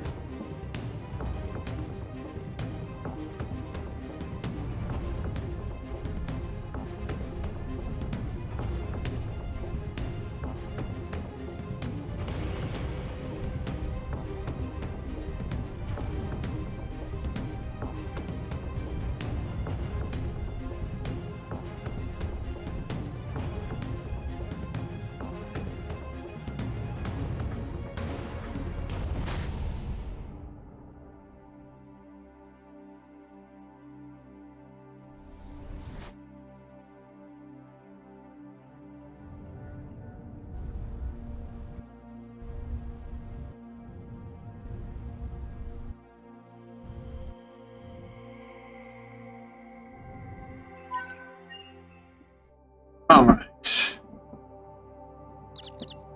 Yesterday, our long-range scanners took an unusual gravitational signal. It might just be an advancing lensing artifact, but I've sent the coordinates to the first officer. How goes the exploration room? News more food. How's morale? Holding together news of your discoveries are giving everyone a hope, but nerves are starting to fray.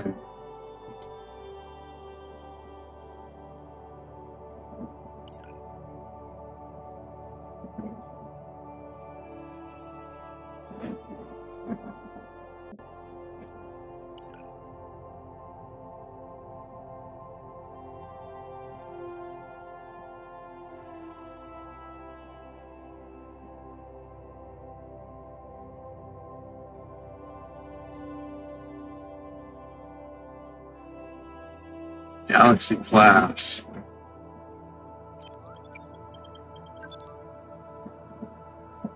Shipyard. Blueprints. Gave us a lot more modules though, huh?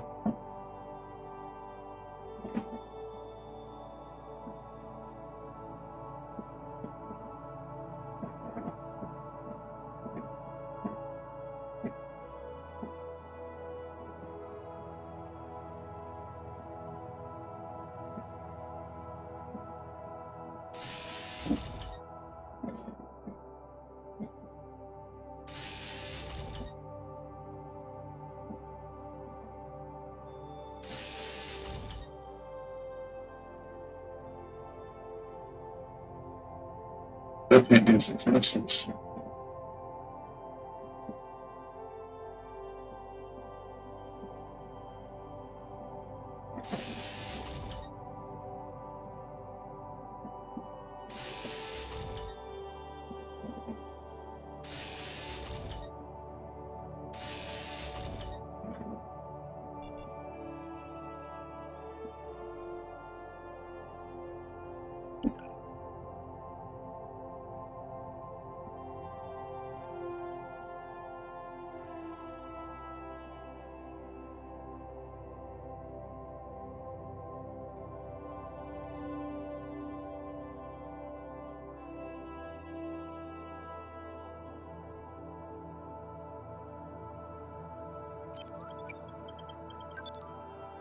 Oh, that used up all of our inserts. All of our research. We got some, we got the best laser thing now. We added another gun.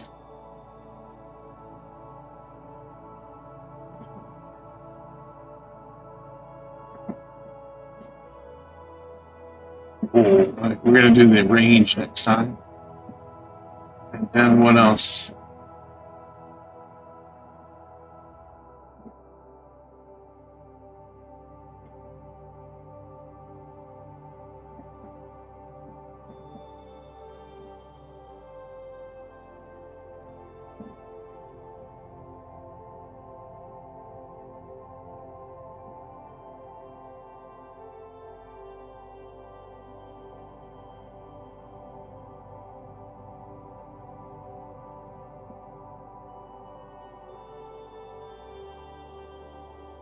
And none of these are.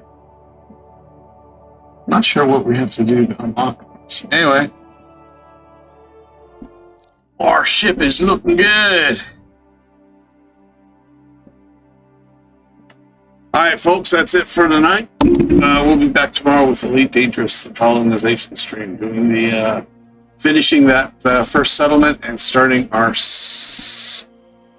third structure.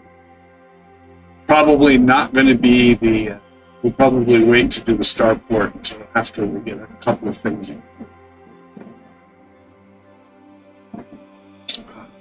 Really, the settlement went so quickly. I'm debating whether we should make a those before we do anything. Yeah, I don't know. We'll see when we get there. I might wind up just doing the satellite.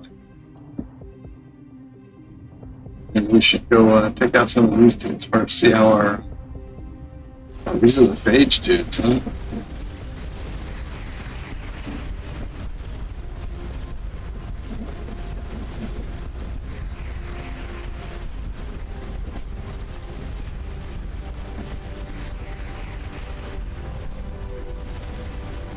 Oh, look at that, we got 110 dudes on our ship now.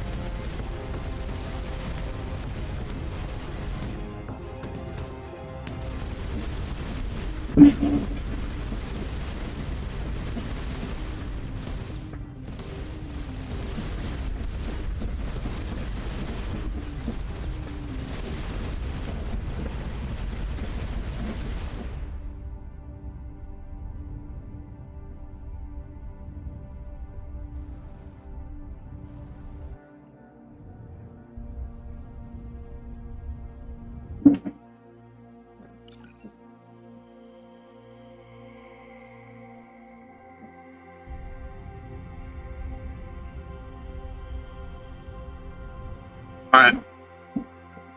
That is going to be it for the night. I hope you enjoyed the stream. If so, give us a thumbs up and subscribe to the channel.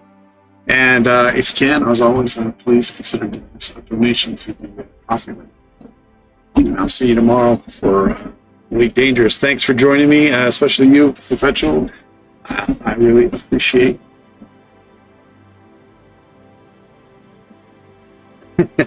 It's definitely going to be Elite Dangerous. And then definitely Elite, and then X4 on Wednesday, and then hopefully, cross the fingers, that Broken Arrow is going to release. We'll do Broken Arrow on Thursday. And we're going to do the single player stuff first. So I don't know if I'll get all the way through it, but we're going to do most of the single player stuff, so I at least have a smattering of an idea before we start doing the competitive version. Which is, I'm not a big fan of 1 versus 1.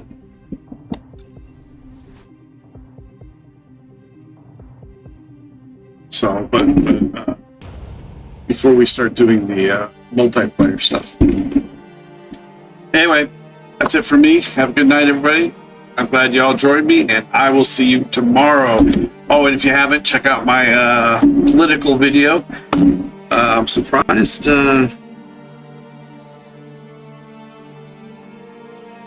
We had Scott, who enjoys us on the Elite Dangerous videos.